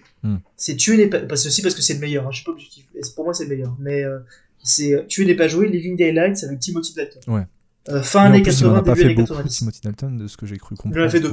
Mais Timothy Dalton, c'est un acteur que j'ai plus vu dans des séries, mais il m'avait vraiment beaucoup marqué dans Penny Dreadful. Ouais, c'est ça. Et là, il joue Bond. Il a un charisme de fou. Il est fou. En fait. Là, il joue Bond, et vraiment, tuer n'est pas joué, Living Daylights, c'est pour moi le premier Bond vraiment moderne de ce point de vue-là. Du traitement des personnages féminins. Ok, très bien. Je me note ça, et puis ça va. Vous voyez Spectre. Et du coup, Spectre aussi, puisque... Et question subsidiaire, du coup, qui t'a resté sur James Bond, pour finir la partie de James Bond, qui verrais-tu, Adrien, comme prochain James Bond? Je savais qu'on me demandait ça. Bah oui, mais c'est le grand débat qui agite Internet depuis... il y a plein de trucs qu'ils feront pas, que les gens peuvent penser qu'ils feront et qu'ils feront pas. Déjà, tous les acteurs qui sont pas britanniques, c'est bon. Tout le monde dit Henry Cavill, mais je le vois pas du tout en James Bond. Henry Cavill. Il collerait, mais pour moi, il est trop associé à d'autres trucs. J'adore Henry Cavill. Et j'aimerais beaucoup qu'il fasse Bond, mais non pour 2 raisons. D'abord parce qu'il a déjà essayé. Et qu'il n'a pas été retenu. C'était à l'époque de Brosnan. Ah oui. Et ensuite parce que... À l'époque de Brosnan? Ouais. Non. Si. Mais c'est pas possible. Il avait quel âge? Pourquoi pas? À la fin de Brosnan, alors. Bah pourquoi? Attends, il était beaucoup trop jeune. Enfin, tu confonds, tu compares les âges d'Henry Cavill et Pierce Brosnan, tu vas être surpris, hein. Non, mais non. Attends, Henry Cavill, 40 ans. Et Pierce Brosnan. C'est possible ce que tu nous racontes. 70 ans, oui, d'accord. Ok, je me dis. Ah oui. Un petit décalage. Il a peut-être casté à l'époque de. Non, dans mes souvenirs. Il était en pourparlers, mais. Peut-être. Ah, mais alors peut-être parce qu'il avait même pas joué dans les Tudors à la fin de l'ère Brosnan. Ah, c'est marrant, dans mes souvenirs, il avait... Peut-être que je dis des bêtises, hein, mais dans mes souvenirs, c'est ça, il a subi un refus, c'est ça. Dans mes souvenirs, Oui, mais pas à cette époque-là, je pense. Voilà. C'était peut-être tout à la fin, parce qu'il était jeune, mais d'un autre côté, il cherchait un bon jeune à ce moment-là. Ok. Bon, du coup, là le truc qui revient tout le temps, c'est Aaron Taylor Johnson. Ah ouais? Moi, j'avais entendu Ouais, c'est pas vrai. mal Donc, Idriss Kick-Ass. Elba aussi. Hein. Ouais, mais comment dire? Apparemment, c'est qu'il colle pas à la description des romans. Alors, il y en a plein qui tiquent là-dessus. Alors, au-delà du Ouais. racisme des gens, Ouais. Voilà. le problème, c'est que le système Bond est encore très cadenassé. Mm. Donc, ça serait une très bonne nouvelle. Mhm. C'est un excellent acteur, il ferait un Bond C'est merveilleux. clair. Ouais. Je pense pas que ça se fasse. Ouais. Si ça se fait, Ouais. voilà. Regardez Luther. Iron Taylor, parce Mais que clairement, si ça se fait pas, c'est juste parce qu'il est noir. En Ouais. fait. il y a un C'est élément même qui est pas très parce qu'il est, important aussi. il est un peu âgé pour un Bond maintenant, peut-être même, non? Ouais, c'est le problème, c'est qu'il cherche un jeune, encore une fois. Ouais, voilà, c'est ça. Donc, et je dirais le critère quasiment principal, c'est qu'il faut que ce soit un acteur un peu connu, mais pas trop. Ouais. Oui, c'est ça. Ce ne sera Parce qu'il pas. faut que sa notoriété se fasse. C'est ça. Ce ne sera avec ce pas. rôle-là. C'est pour ça que Henry Cavill laisse tomber. Oui. Bah non. Ce ne sera pas un acteur super connu. Bah alors, ça se trouve, là, je suis en train de dire un truc qui est enregistré, et ça se trouve, dans 3 mois, ils vont annoncer Henry Cavill. Et c'est un anglais, obligatoirement, Oui. de toute façon. Mais là, puisque tu me poses la question, je raisonne à partir de ce que je sais de comment ils ont fait les castings jusqu'ici. Donc peut-être que je me trompe complètement. Mais dans ce sens-là, Aaron Taylor Johnson, c'est aujourd'hui le plus vraisemblable. Donc c'est l'acteur de Kick-Ass. C'est le plus plausible. Oui. Moi, je trouve pas que ce soit une très bonne idée parce que j'en ai marre de voir toujours les mêmes acteurs jouer toujours les mêmes rôles. Mais parce que voilà, je trouve que moi j'aimerais bien vraiment. C'est pour ça que j'aimerais bien Idriss Elba. C'est-à-dire que moi j'aimerais bien qu'on continue à épouster un peu le rôle. Est-ce qu'ils assumeront de le faire? On verra. Il y avait un acteur qui était très bon dont j'ai oublié le nom. C'est l'acteur qui joue dans The Crown, qui joue comment il s'appelle le prince Charles, c'est ça, le mari de Camilla. Oui. L'acteur qui joue le prince Charles jeune. Donc J'ai plus son nom, mais je vois très bien, oui. Bah, je trouve qu'il avait vraiment je fais la recherche en même temps. Non, mais je trouve qu'il avait vraiment la. Je sais plus. Oui, c'est un acteur irlandais, je crois. Ouais. Non. Alors ils disent Josh O'Connor, mais est-ce que c'est Si, je crois que c'est ça. Je pense que c'est ça. Ouais. Oui, c'est ça, Josh O'Connor. Moi, c'est lui que je voyais. Ouais. Mais bon, moi, mon souhait. J'aurais bien vu, moi, celui qui joue. Alors, désolé. Celui qui joue, parce que bon, je donne mon avis, même si tout le monde s'en fout, puis je regarde pas tout le film, mais ce que je l'ai revu récemment pour me rendre à quel point le film était raté. Celui qui joue dans Les Animaux Fantastiques, là, le frère de Norbert. Ah bah j'allais dire c'est le même acteur, non, mais c'est quasiment le même acteur. Il se ressent comme deux gouttes d'eau. Callum Turner. Ouais, je vois très bien. Bah, tu vois, c'est exactement, c'est très proche de ce que j'ai dit moi de Josh O'Connor. En fait, on a tellement dans l'idée d'un bon standard, de standard de Bond, qu'en fait, on pense tous à peu près au même physique. Ouais, c'est ça. Alors moi, j'ai pour jouer James Bond, pour répondre à la question, si j'avais des rêves. Vas-y. Oui, voilà, c'est ça. J'ai 3 rêves. Phoebe Waller. 1, Idriss Elba. Ouais, mais j'étais pas loin. 1, Idriss Elba. 2, joué par une femme. Et là, Gillian Anderson. Ah ouais. J'adorerais voir. Alors après, sans parler de questions de sexisme ou quoi que ce soit, est-ce que jouer par une femme, ça fait sens quand même pour le coup? Mais tout fait sens à partir du moment où c'est bien décrit. De toute façon, c'est censé être un. Mais est-ce que du coup là, faut pas réécrire le personnage en fait? Bien sûr que si, mais de toute façon, il faut le faire. Oui, voilà. Oui, bah voilà. Donc là, oui, ok. Puisque de toute façon, ce serait 007 en fait, donc y a pas, c'est un nom de code. Bah oui, c'est ça. Pas. Ouais. Bah, dans No Time to Die, 007, est une femme. Ok. Bah, ouais. Et une femme noire. Alors je te dis pas les tombereaux d'horreur qu'on a entendu. Ils vont nous faire une Leslie Jones là. C'est exactement ça. Non, mais c'était à ce niveau de violence. Et voilà. Et moi, après, si j'ai un fan cast, mais je le verrai partout, c'est Daniel Radcliffe. Ah. Daniel Radcliffe en James Bond. Oui, je disais juste ça parce que c'est un acteur qui, pour moi, c'est exactement l'acteur connu, mais plus trop aujourd'hui. C'est-à-dire qu'aujourd'hui... connu, mais plus trop en vogue, ouais. Bah oui, dans Insaisissable 2, avec sa barbe, il ressemble pas à Harry Potter. Non. Mais voilà, moi, sans lunettes, il ressemble moins à Harry Potter. Moi, je le verrais partout, mais clairement, si je devais claquer les doigts et demain, un acteur est Bond, c'est Idriss Elba. Vraiment, ok. Ou alors, il faut un vieux James Bond et ils reprennent Timothy Dalton. C'est carrément de l'exorcisme. Là, pour le coup, avec niveau charisme, Idriss Elba, ça coche toutes les cases. La classe naturelle, le charisme, Voilà. Très bien. Voilà. Mais bon, s'ils veulent un acteur jeune, c'est vrai qu'ils vont pas prendre Idris Elba, du coup. Ouais, c'est vrai. Donc Hollywood, si tu nous entends. Voilà. Ouais, mais c'est pas Hollywood. C'est Oui, la c'est MGM, juste donc pour c'est studio Amazon Hollywood. maintenant. Voilà. Donc, Ah ouais, c'est Amazon maintenant, ça? oui. D'accord. Il me semble, hein, c'est Amazon qui avait racheté, je crois, la MGM. Tu me demandes pas ce truc. Il me Jeff il me Bezos, semble, c'est peut-être une fausse information. Mais en tout cas, c'est la MGM de toute façon. Mais voilà. Bon, voilà. Mais j'avais pas rien à ajouter, moi, sur, Ok, très bien. sur Spectre. Parfait, ben merci pour.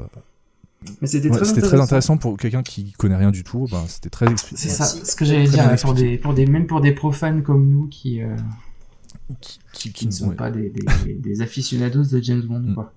Nickel. Et bah du coup, moi, je vais passer rapidement sur mon film. Donc j'ai choisi Tomorrowland. Enfin, rapidement. Oui. Ah, tu as choisi, c'est bien, Tomorrowland. Axel. Ah, c'est Parce une que bonne j'y- idée, ça. J'y ai pensé là en faisant le podcast. Ah ouais Je me suis dit, ça c'est peut-être un film dont il faudrait parler un jour. Et ben écoute, C'est ce vrai que jour c'est est pas un arrivé. film qui- C'est C'est vrai que c'est pas un film qui est détesté, mais tout le monde s'en bat un peu. Il est pas détesté, il a juste pas en fait marché. c'est ça.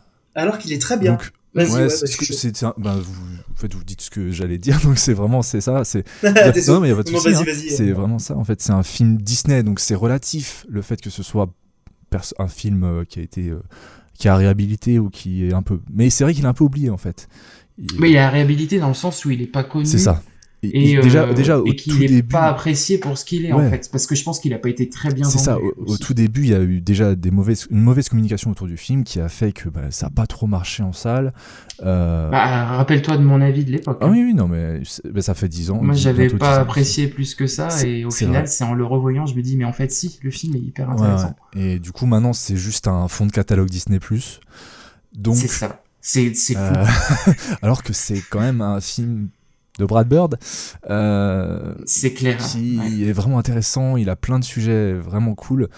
Pour rappel, du coup, c'est l'histoire d'une ado qui va se retrouver en possession d'un badge Un pins.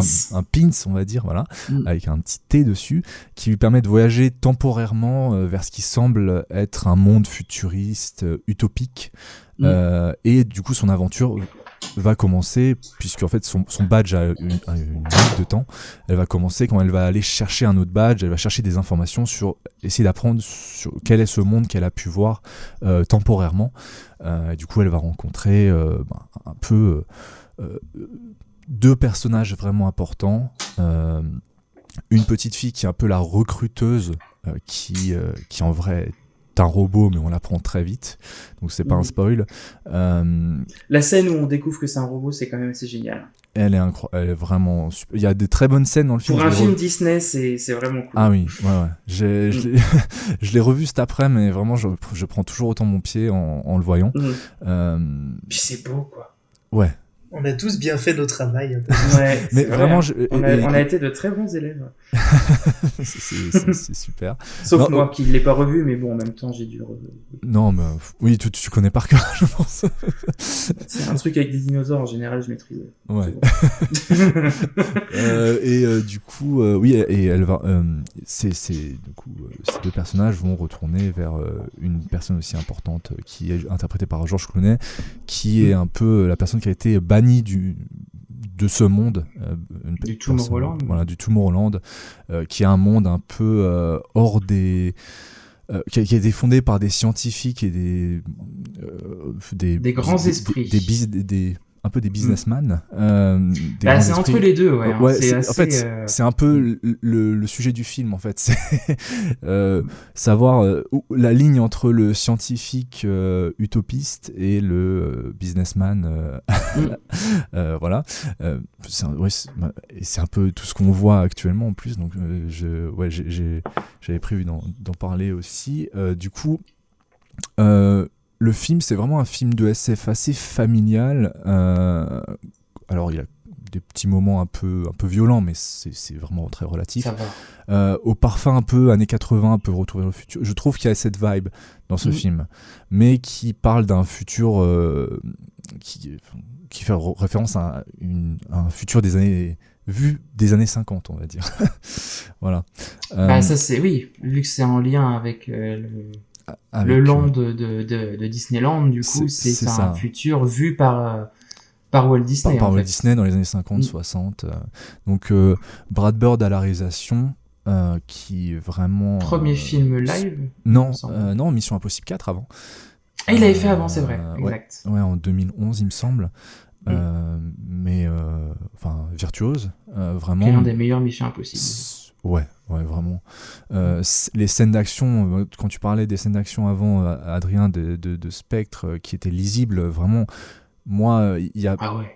Là, enfin, Brad Bird, que ce soit au niveau de l'animation, c'est un peu plus facile de faire des scènes d'action lisibles, mais même en live, il y arrive tellement bien. Le découpage, c'est vraiment un découpage de là d'où il vient, donc du dessin animé. Il avait commencé sur les Simpsons, hein, justement. Il a fait les Simpsons, après le Géant de Fer, les Indestructibles. Et ouais, voilà. Et en fait, il y a vraiment sa patte. C'est pareil, c'est un film que je pense que les gens ne connaissent pas assez, quoi. Le Géant de Fer, c'est... Ça pourrait être aussi un film dont on pourrait parler. C'est tellement beau et fort, je trouve, le Géant de Fer. Ouais, c'est magnifique. Et on retrouve un peu ces marottes, on va dire, dans tous ces films. C'est les thématiques qui lui sont chères, ouais. Ouais, c'est ça. Donc... L'histoire, elle a quelques aspects simplets, une écriture un peu parfois facile. Il y a par exemple un trope de scénario que je supporte plus trop. D'ailleurs, je trouve, quand j'y réfléchissais, je me disais que ça pourrait être un sujet, un thème intéressant, les tropes de scénario qu'on supporte plus. Et pour moi, c'est le début en fait où c'est raconté par les personnages qui sont à la fin du film, qui ont déjà vécu l'aventure et qui vont dire attendez, on va vous raconter toute l'histoire. Alors, c'est un petit côté comique, ça fonctionne. Ouais, c'est vrai qu'on en a marre en fait de ce procédé-là. Donc il y a quelques petites ficelles comme ça qui sont un peu qui passe plus trop, je trouve, mais... De toute façon, moi, je suis contre les voix off. Hein, ah ouais, non. C'est un peu... les voix off sont un peu chiantes, alors sauf dans certains contextes. Non. Bah, je sais pas, t'as des contextes... genre, tu regardes Le Seigneur des Anneaux où t'as la voix off de Bilbon qui te décrit comment est la vie des hobbits, bon, là, ok. Non, ça, bah non. Non, je plaisante. Ça tombe sous le sens. Ça fait référence au livre. Mais ouais, du coup, ça, c'est... Enfin, il y a quelques petites ficelles narratives et puis facilités d'écriture qui sont... mais c'est rien de gênant, c'est vraiment minime par rapport à l'ampleur du film. Et puis l'histoire, elle a ses vrais moments d'émerveillement, en grande partie avec la puissance des images, et puis d'émotion. La première fois qu'elle arrive dans Tomorrowland, c'est quand même en termes de mise en scène et de proposition visuelle. Un plan séquence un peu virtuel, parce que c'est pas fait totalement en plan séquence, mais c'est magnifique. C'est vraiment... ça donne l'illusion en tout cas, ça fonctionne tellement bien. Ouais, le cadrage, tout fonctionne super bien, on se sent embarqué complètement dans le monde. Oui. Et on est dans l'espèce de métro aérien avec elle et tout. Enfin, c'est vraiment... Et en plus, le fait de savoir que ça, en fait, ce qu'elle voit, c'est une pub, en fait. C'est pas le vrai monde. Oui, complètement. C'est un truc qui a été filmé. En fait, c'est vraiment... ça fait un peu référence à ce que Brad Bird fait, en fait. Il fait du virtuel, en fait, et c'est un peu le thème du film. Il fait des histoires pour inspirer les gens. Et là, c'est vraiment ça. C'est un peu dans ce thème-là, quoi. Et puis, il y a des vraies scènes d'émotion. Les personnages, on s'y attache facilement.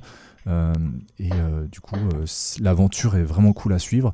Il y a des sous-textes assez intéressants sur la puissance des optimistes et des rêveurs pour des changements positifs dans le monde, mais également sur la méfiance qu'il faut avoir sur la mainmise des idées. Sur la technologie. Des idées de ces rêveurs par les grosses corporations. C'est très drôle que tu en parles maintenant, parce que maintenant que tu en parles, je trouve que c'est assez prophétique en fait. Ah oui, avec ce qui s'est passé chez Disney après le départ de Bob Iger en fait. Oui, totalement. Toute l'ère de la présidence Bob Chapek, donc qui avec Disney+, avec les crushs chez Marvel et tout ça, et en fait, je trouve que le film dénonce en fait un peu ça. Ah oui, et on sent qu'il en parle, que Brad Bird il parle de son cinéma, totalement. Pas que parce qu'on sent qu'il y a aussi une partie un peu Silicon Valley, un peu critique de la Silicon Valley. Mais il y a une petite ambiguïté, c'est un peu technocrate par moment.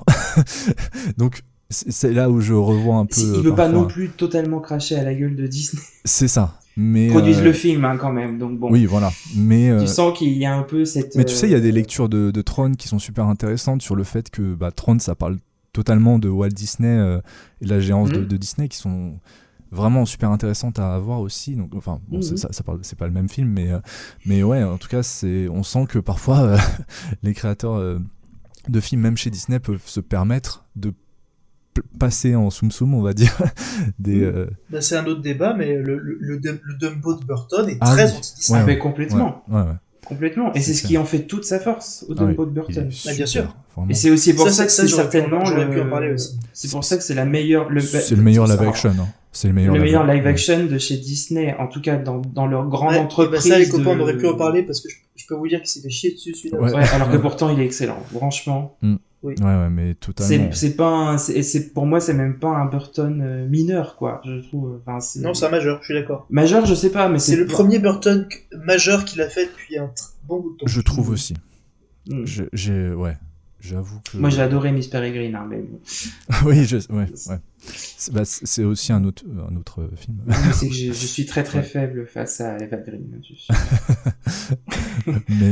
mais ouais, du coup, on sent que il parle un peu de son cinéma à travers ça. Hein, beaucoup, ouais. Donc moi, je trouve que c'est un très beau film à montrer, par exemple, à des enfants, parce que ça parle d'écologie. C'est vraiment ça parle de plein de choses, mais il y a un sous-texte, même c'est pas sous-texte, hein, ça parle directement d'écologie.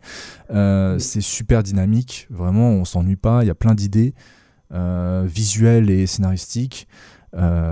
J'aime beaucoup le côté un peu désuet, futur vu des années 50-60, qui correspond totalement à l'univers visuel de Brad Bird, qui faisait déjà ça dans Les Indestructibles ou dans Le Géant de Fer, justement. Parce que Le Géant de Fer, c'est ça, c'est un petit côté old school quand même. Ah oui, mais en fait, tout ce qu'il fait, hein, Les Indestructibles, c'est pareil. C'est vraiment old school, hein, mais ça marche trop bien. Et l'univers visuel, il y a la patte Brad Bird, quoi, et on sait que c'est un film Brad Bird, quoi. Donc, et c'est pour ça que j'adore. C'est un peu l'anti-J.J. Abrams, en fait, Brad Bird. Oui, c'est exactement ça. Ouais, totalement, c'est exactement ça. Pour moi, c'est exactement tout ce que J.J. Abrams adorait être. Ouais, c'est exactement. C'est-à-dire que c'est un type qui a une connaissance, qui a une culture du passé complètement dingue. Ouais, tous ses films sont ultra référencés. Il le référence, mais bien. En même temps, c'est des films ultra réussis. Ouais. Et c'est pas des films nostalgiques. Il est dans l'hommage, mais sans être dans le. Oui. Sans dans être dans le recopiage. Le recopiage. C'est ce qui est intéressant, Thomas Rolland, c'est que c'est un film optimiste. Et des optimistes, c'est pas récent, c'est tourné vers le futur. Ouais. C'est le contraire de J.J. Abrams. Oui. C'est-à-dire il est tourné vers le passé. Et pourtant, j'aime certains de ses films. Hein, c'est comment ils appellent ça, dans South Park, c'était une vanne, les Member Berries. Ah oui, ouais. C'est-à-dire que où on fait la parodie avec des fruits des nostalgiques. Et c'est J. Abrams, le créateur de ces trucs-là. Mais ça, mais clairement. Et du coup, Thomas Rolland, comme tous les films de Bird, sont empreints de cette espèce d'optimisme, de cette culture du passé, mais dont on se sert pour faire de très belles choses. Et je trouve que Thomas Rolland, moi, ce qui m'avait vraiment frappé, et je l'ai redécouvert parce que je n'aimais pas du tout quand je l'ai vu. Il y a des choix de mise en scène qui me plaisent pas. Le moment où elle découvre le personnage, je crois que c'est celui le personnage du Glory, et où c'est filmé le soleil en pleine face. Oui, il y a des trucs qui me plaisent pas. Mais en le revoyant, je me suis dit, c'est quand même un des rares blockbusters authentiquement optimistes. Ah oui. Qui soit sorti dans les années. Désolé, le chat s'invite dans le podcast. C'est pas grave. Allez-y, je vais continuer, je vous en prie. Il est optimiste. Quelque chose à dire. D'accord. Apparemment, il aime bien. Tout ça pour dire, moi je suis d'accord pour dire que c'est comme tous les films de Bird d'ailleurs. Ouais. C'est vraiment Les Indestructibles, c'est quand même, je pense qu'il est à sa place. Bon, le 2 peut-être pas, même s'il est très bien, moi je le trouve vraiment très bon. Mais je trouve pas que le 2 soit inférieur au premier. Ah non, moi je les mets il est supérieur à pied d'égalité pour moi, mais parce que je suis vraiment nostalgique. Pour moi, c'est deux films hyper complémentaires. Ouais, totalement. Et puis, il y a je me suis fait la réflexion d'ailleurs, c'est marrant parce que en regardant le film cet après-midi, je me disais, il y a vraiment un univers très. Enfin, il aime l'eau, Brad Bird. Il y a beaucoup de scènes avec de l'eau, même dans Tomorrowland, dans tous ses films. Et je sais pas, ça m'avait marqué. Je trouvais ça. En fait, il y a plusieurs films de. Surtout dans 20-30 ans, il y en aura plus. Ouais, voilà, justement, il faut en profiter. Ouais. Peut-être qu'il devrait réaliser un biopic sur Jean-Claude Van Damme. Peut-être. C'est là où ça... Mais en tout cas, voilà, je voulais parler de ce film parce que je le trouve vraiment... Enfin, il est cher à mon cœur. J'en ai pas vraiment... Non, mais clairement, on n'en parle pas assez, c'est sûr. Ouais, là, pour moi, quand je suis tombé sur Tomorrowland dans ma liste de films que j'avais... Enfin, j'ai dû chercher des films. Je me suis fait une petite liste au cas où d'autres films que je garde. Mais celui-là, je me suis dit, ah ouais, non, celui-là, il faut que j'en parle parce que déjà, j'en avais pas parlé dans la rétrospective des années 2010. Parce que j'avais trop d'autres films à parler, à évoquer. Dur, et il n'y en avait que 10. Donc j'ai dû faire des sacrifices, mais c'était vraiment un sacrifice assez dur à faire. Donc là, je me suis dit, c'est le moment idéal pour en parler. Vraiment, si vous voulez vous faire un petit film de SF vraiment sympa, même à voir en famille, quoi, vraiment. Et en plus, c'est ultra divertissant. C'est super divertissant. Il y a de très beaux messages. Enfin, il y a pas beaucoup de choses à jeter du film, hein, vraiment, à part quelques simplicités d'écriture et des. Michael Giacchino à la musique, il est bon aussi. Hein, lui, je sais pas. Alors clairement, je sais pas quand est-ce qu'il dort.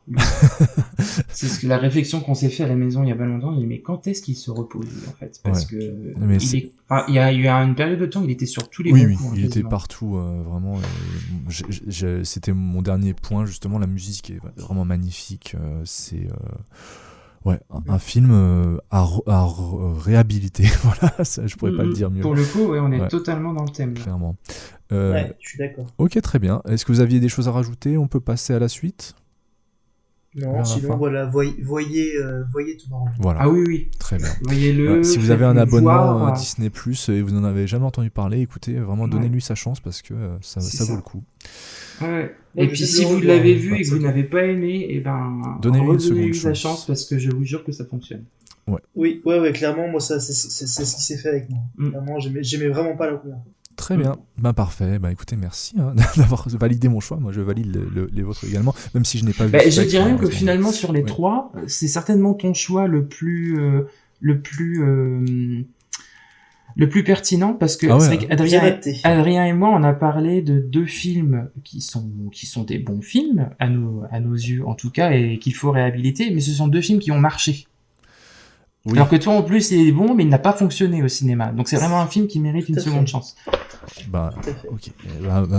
Tant mieux si j'ai répondu parfaitement à l'exercice. Non, c'est très bien. C'était tout ce que je souhaitais. Très bien. Ça reste toi, chef. Hein, de toute façon, t'as forcément raison.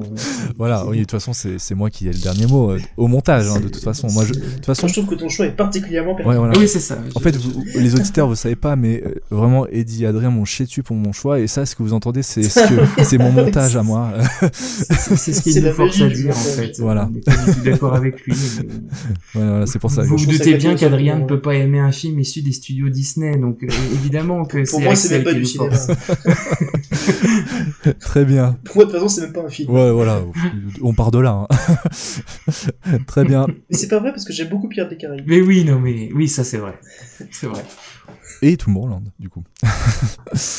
Non, c'est UH. Ouais, t'as raison. Allez, du coup, on va passer à la dernière rubrique. La minute qui s'arrête jamais. C'est parti.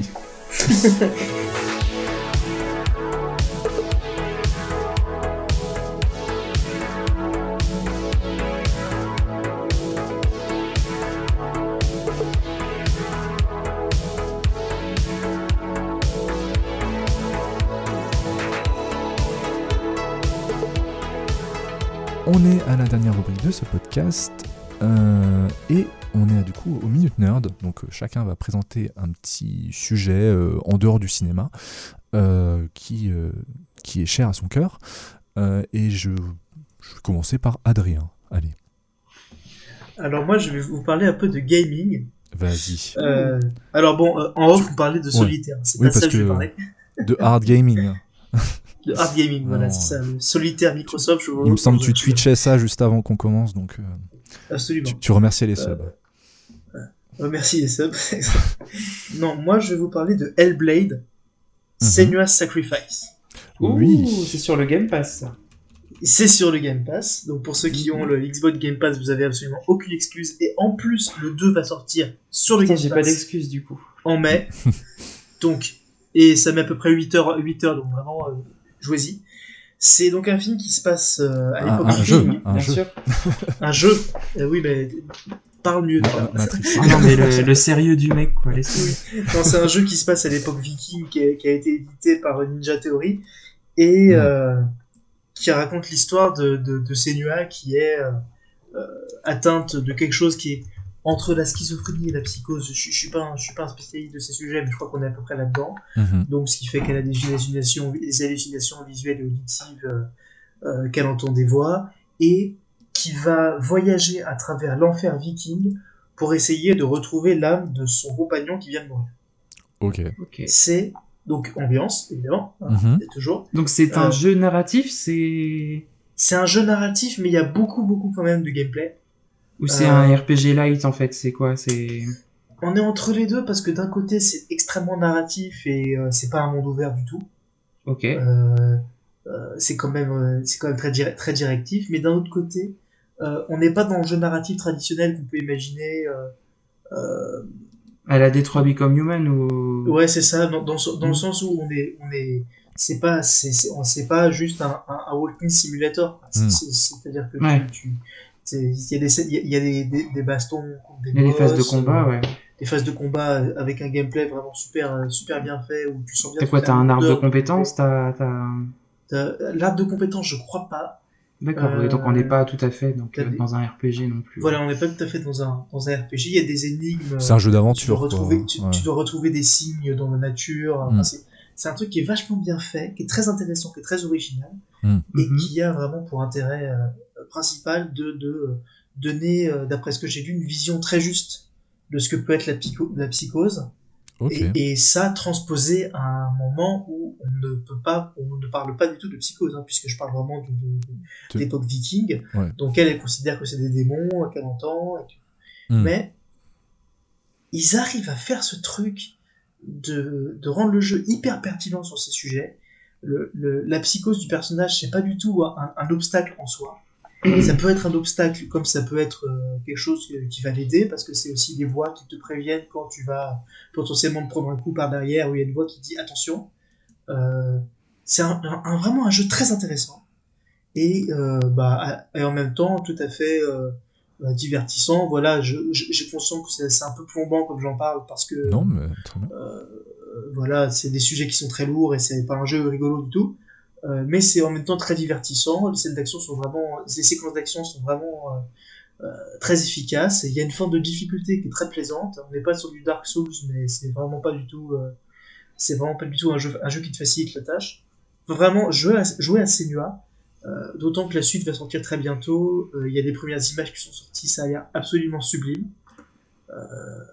Vraiment, niveau gameplay, on est vraiment au niveau Unreal Engine. C'est-à-dire, c'est vraiment très très beau. Le premier était déjà vraiment très beau, alors qu'il n'est pas tout à fait récent. 2018, j'ai vu, ouais. Voilà, 2018, donc c'est pas l'équivalent d'une ère, mais quasi, dans le jeu vidéo. 2018, c'est quand même vraiment pas récent. En 6 ans. Enfin, alors, pour info, Red Dead Redemption 2 est de 2018. Ouais, mais c'est des exceptions pour moi. On a toujours l'impression que c'est un jeu next-gen, mais en fait, il est en sortant. Donc voilà, moi je recommande vraiment Senua. C'est vraiment un coup de cœur. Très bien. Ok. Parfait. C'est sur le Game Pass. Trop bien. Et c'est sur le Xbox Game Pass. Pardon. Et je crois que c'est aussi, à part ça, sur PS4. Oui, c'est un PS5. peu. Ouais. Oui, c'est pas une exclue à Microsoft. Non, c'est pas une exclue Microsoft. Ok. Très bien. Eddie ? Alors, moi, du coup, en fait, c'est Adrien qui m'aide à choisir ma Minute Nerd, parce qu'en fait, j'en avais deux. J'en avais une plus axée gaming et une autre plus axée série. Bah, tu peux garder l'autre pour une prochaine émission. Ouais. Mais en fait, l'autre, t'as pas forcément besoin de trop de pub, parce que ça marche bien, mais c'est que ça m'a bien plu. Donc, je vous le dirai en off, si vous voulez. Oui, je vais le dire comme ça. Non, mais je voulais vous parler de Manor Lords. Mais du coup, vous irez chercher. C'est sur le Game Pass aussi et c'est très bien. C'est un jeu qui vient de sortir. Ça me donne très Non, envie. moi j'ai envie de... Comment ? Pardon ? Non, je disais que ça me disait rien, mais vas-y. C'est un jeu de gestion médiévale, gestion stratégie médiévale, et c'est super bien. Manor Lords, si d'accord. Manor Lords, pardon. Ça a l'air incroyable, ouais. Qui est entre, pour faire court, c'est à mi-chemin entre Anno, la série des Anno de chez Ubisoft, je trouve, en termes de gestion. Le Seigneur des Anneaux. Non, Anno 1404, machin. C'est juste pour la... Ah oui, ok, d'accord. C'est l'instant Morgane. C'est l'instant Morgane, il aurait fait une blague bien moins fine, je pense. Hein. Oui, pour des préservatifs. Rapport. Et donc c'est à cheval entre la série des Anneaux et Age of Empires, un petit peu. Voilà. Très bien. Donc c'est très sympa. C'est très sympa, c'est très joli, ça se fait bien, c'est assez chronophage. Donc c'est ce genre de jeu-là, quand il est chronophage en général, c'est qu'il est assez réussi.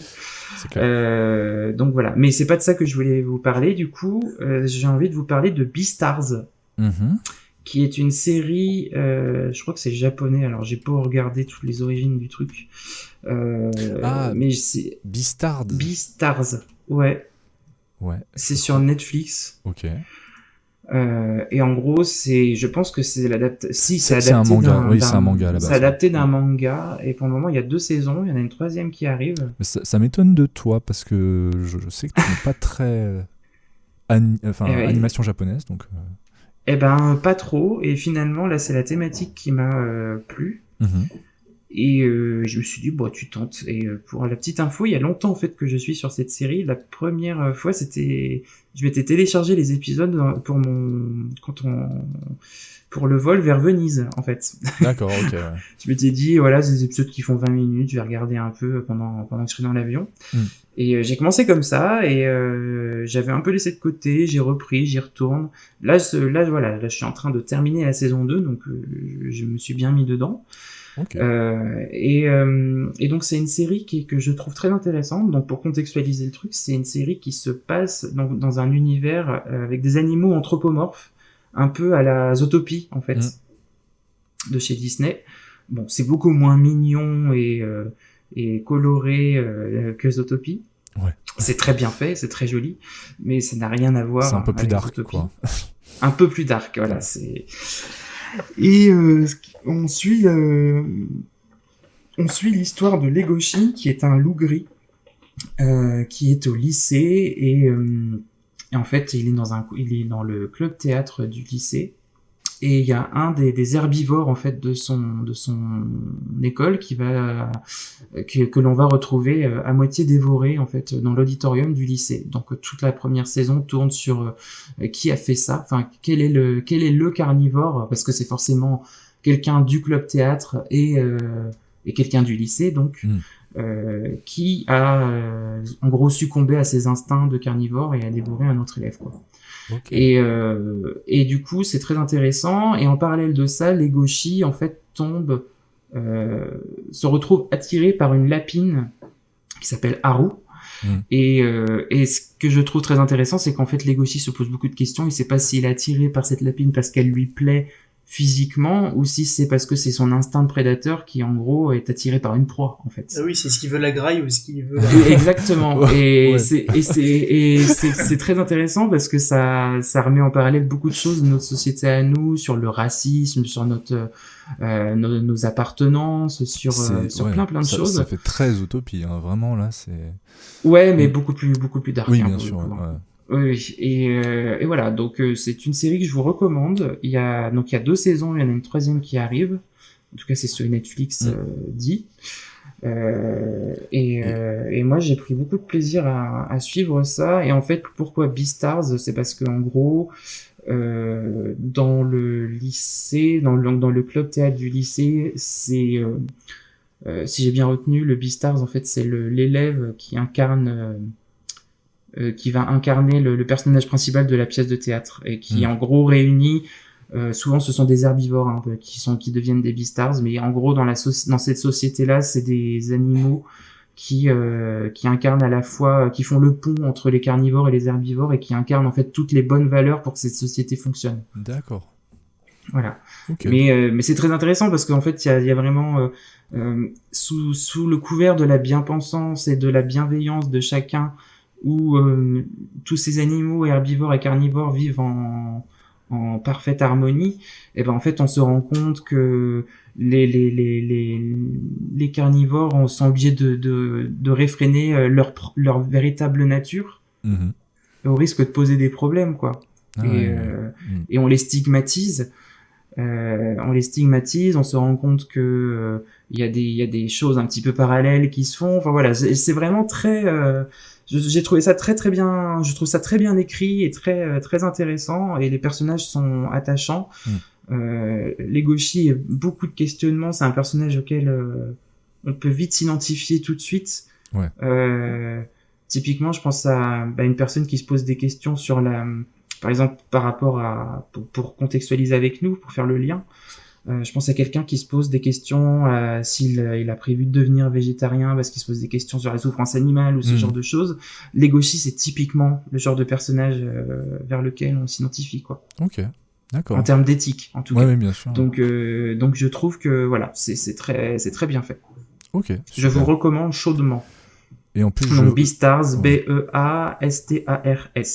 Très bien. Et je vois d'ailleurs que le manga qui est en 22 volumes, la publication est finie, donc c'est pas un truc qui va tenir très long. Enfin, c'est pas un truc à la One Piece, clairement. Voilà, pas. C'est ça. Ouais, c'est pas un truc trop long, donc c'est cool de savoir ça.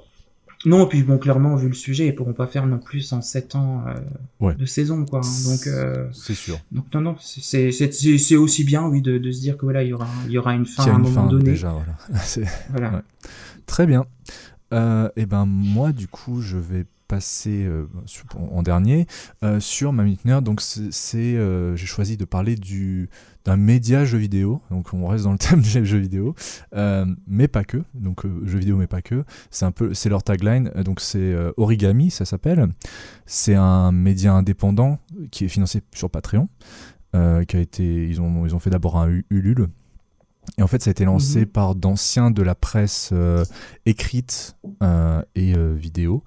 Donc, Gotoz qui était sur Gamecult, Kevin Sicurel qui était sur No Life, qui fait actuellement le podcast Cozy Corner, dont je parlerai peut-être un jour parce que c'est aussi un truc que j'adore. Héloïse Linossier qui est journaliste indépendante. Florian Velter qui était aussi sur Gamecult et Sylvain Tastet qui était aussi sur Gamecult. Donc donc il n'y en a aucun de chez jeuxvideo.com. Bizarrement. aucun ancien. Non, voilà, ils ont une ligne édito qui est un peu plus qui est un peu plus indépendante en fait, clairement. Et qui est vraiment cool. Donc en fait, ça se présente sous la forme ils ont une chaîne YouTube, une chaîne Twitch. Et des podcasts sur Spotify, sur Spotify, ailleurs, pardon, je suis matrixé par Spotify, c'est horrible. Et du coup, ça se présente sous la forme de différentes émissions. Il y a leur hebdomadaire, donc où ils parlent tous les dimanches de ce qui s'est passé dans la semaine au niveau du jeu vidéo. Ils ont des tests, etc. C'est une ambiance plutôt chill. C'est des émissions d'à peu près 2 heures. 1h30, 2h, voilà. Donc pour se tenir au courant, c'est plutôt cool. Et vraiment, moi je trouve toujours des très bons avis. Excuse-moi, j'ai eu un souci au niveau de mon PC. Ils ont aussi une émission sur le rétro gaming, mais un peu plus en longueur, où ils vont revenir sur des sagas complètes ou des choses comme ça, qui s'appellent Super Vieux Jeux. Qui est aussi très intéressante, mais qui est c'est des émissions de 4 heures. Donc bon, c'est un peu plus long, mais c'est très intéressant si ça vous intéresse. Et ils ont toujours des sujets vraiment cool.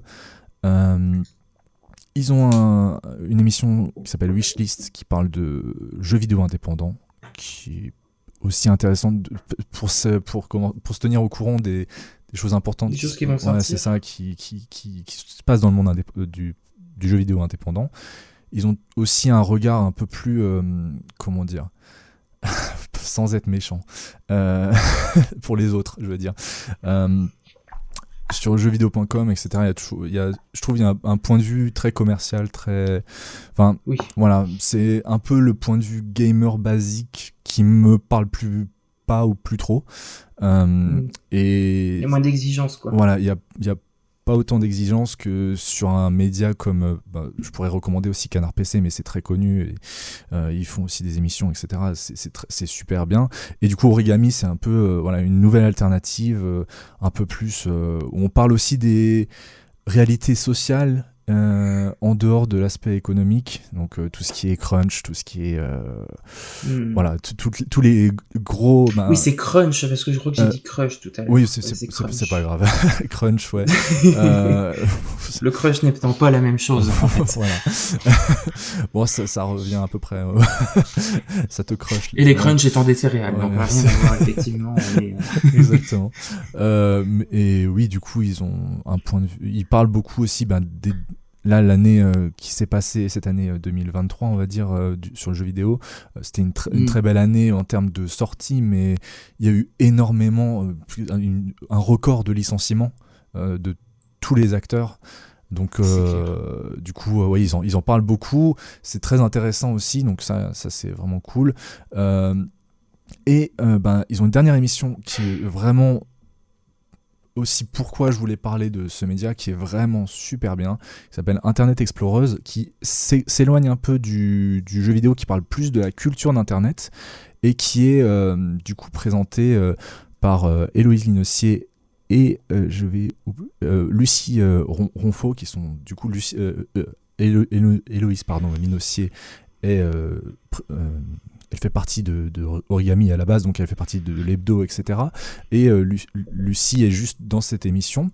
Et c'est un peu un résumé pour se tenir au courant un peu de ce qui se passe sur Internet en global, mais avec un point de vue assez féminin et en non-mixité choisie. Voilà. Et c'est vraiment super intéressant d'avoir des points de vue qu'on n'entend pas trop. Et qui et souvent et en plus c'est souvent très drôle parce qu'elles sont très drôles. Clairement, c'est le podcast animé par des filles pour montrer que les filles ne jouent pas qu'aux Sims, quoi. C'est ça, et aussi qui parle de culture internet en plus global aussi. Ouais, tu vois. Non, mais c'est bien, parce que c'est vrai que c'est vraiment cool. Les filles qui jouent, on les enferme vraiment dans une cage. Justement, ouais. En général. Ouais. Alors que non, il y a des filles qui je pense sont des gameuses hardcore de chez Hardcore. Ah oui, totalement. Enfin, maintenant il y a plus de. C'est vrai qu'il n'y a pas de distinction. Ça a été imposé sur quelques forums pour s'en rendre compte. Ah oui. Il y a encore des. Oui, malheureusement, effectivement.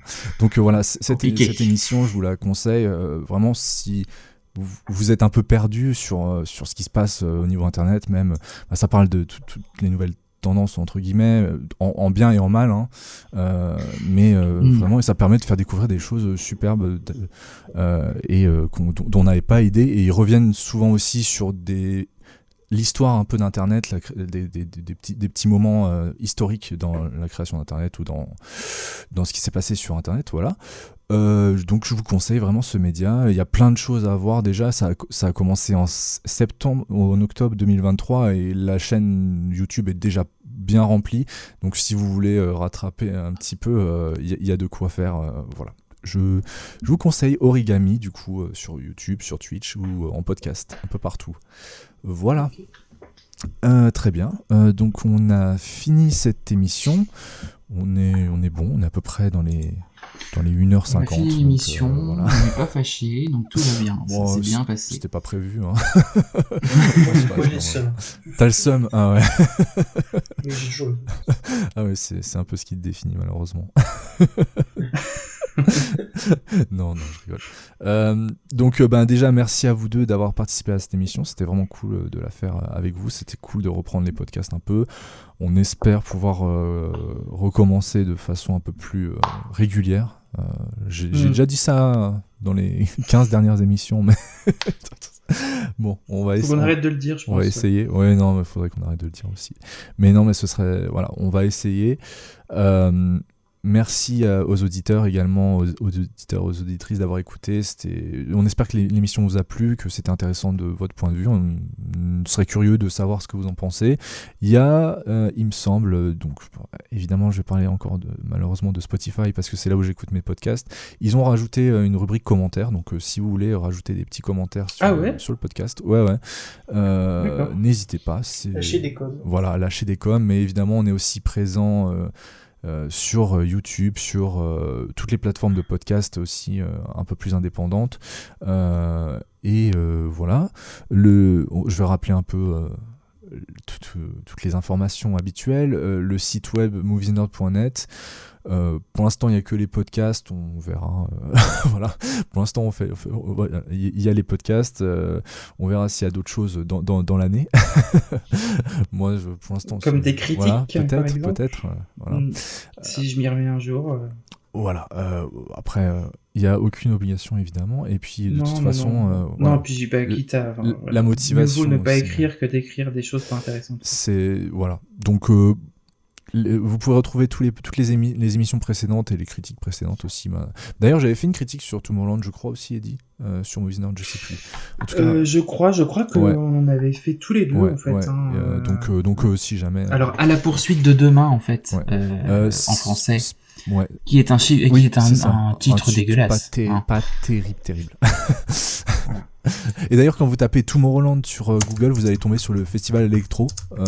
C'est pour ça, ça n'a absolument rien à voir. Bon, malheureusement, c'était prévu pour l'échec, donc bon, voilà. Spectre, il me semble que Morgan en avait parlé dans l'émission Movies Nerd où c'était sorti, donc en 2015, il me semble, hein, c'est ça qui s'est sorti. Oui, 2015. Ouais. C'est marrant, on a choisi 2 films de 2015. Effectivement, il y a ta critique, Axel. Ouais, donc voilà.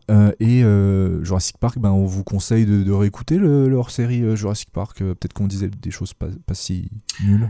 On garantit pas que ça soit notre meilleur podcast parce que ça faisait 1 an que j'avais rejoint la chaîne et je pense qu'on n'avait pas encore trouvé tout à fait. Ouais, c'était en période de rodage, on va dire, voilà. Ouais, c'est ça. Mais c'est pas à l'abri de contenir 2-3 trucs intéressants, donc pourquoi pas. Clairement pas. Voilà. Pour les réseaux sociaux, on est sur Instagram, sur Twitter. C'est movies_nerd sur X, Twitter. moviesnerd_ officiel sur Instagram et maintenant TikTok. Voilà. On met des petits shorts, enfin j'en ai mis qu'un pour l'instant, un extrait de l'émission précédente, il y aura un extrait de cette émission sûrement, il faudra que je choisisse lequel, et du coup pour moi, pour me retrouver, retrouvez-moi où je suis, voilà, parce que là je suis plus du tout trop sur les réseaux et les seuls réseaux sur lesquels je publie, je suis en privé, donc voilà, c'est pas très intéressant. Adrien, est-ce que tu aurais des choses à nous partager? Où est-ce qu'on pourrait te retrouver? Moi, pareil, si à un moment je me remets à écrire, je vous disais là en off que j'étais en train d'écrire un truc sur Les Autres d'Amenabar, mais je sais pas du tout quand est-ce que je me motiverai pour le terminer. Ouais. Donc si un jour je me remets à écrire, ce sera ici sur Movies Nerd. Et sinon, si vous voulez me suivre sur Twitter, je parle pas nécessairement que de cinéma et c'est pas de l'analyse très fine, hein, c'est juste de temps en temps je donne un avis sur les films que je regarde. C'est @ParkerMitty. Très bien. Peter Parker et Walter Mitty. Parfait. Et si on veut t'écouter sur les autres, il y a le dernier podcast Movies Nerd, le 59 où tu en parlais. Au cas où. Absolument. Voilà. Eddie? Je sais plus quoi vous dire, moi, arrivé à ce point-là. Si t'as rien, c'est pas grave, hein, tu peux juste dire sur Movies Nerd. En fait, je ne suis plus vraiment actif où que ce soit. Ok. Si à la limite sur Sens Critique, quoi, parce que je continue, en fait. Alors, je ne fais plus forcément notes les films, sauf sur les trucs qui vraiment me marquent. Mais en fait, voilà. Par contre, je continue de tenir à jour mes notes. Ouais, ça, et je tiens ma liste en fait de films vus à jour aussi. Ouais, ça c'est aussi. Donc je dirais Sens Critique, clairement c'est le plus intéressant parce que. Très bien. X, j'y vais jamais. J'y vais jamais et puis après, non, il n'y a pas vraiment d'autres réseaux après. Ok, très bien. C'est Istark. Stark, bien sûr. sur cette Oui, critique, voilà. ça n'a pas changé. Voilà. Et j'ai d'ailleurs appris ce que voulait dire Stark en anglais il y a pas longtemps, et je me suis dit, t'as bien choisi ton... J'ai un trou de mémoire. T'as bien choisi ton... rigide, ça veut dire. Ok. Ah, bon, ouais. Je me suis dit, bon, Ouais. Écoute, Stark Monsieur sur rigide. X, ça rentre vite. ouais, c'est clair. Exactement. Très bien. Bah écoutez, merci encore d'avoir écouté cette émission et puis on vous dit à la prochaine. Bye. Salut.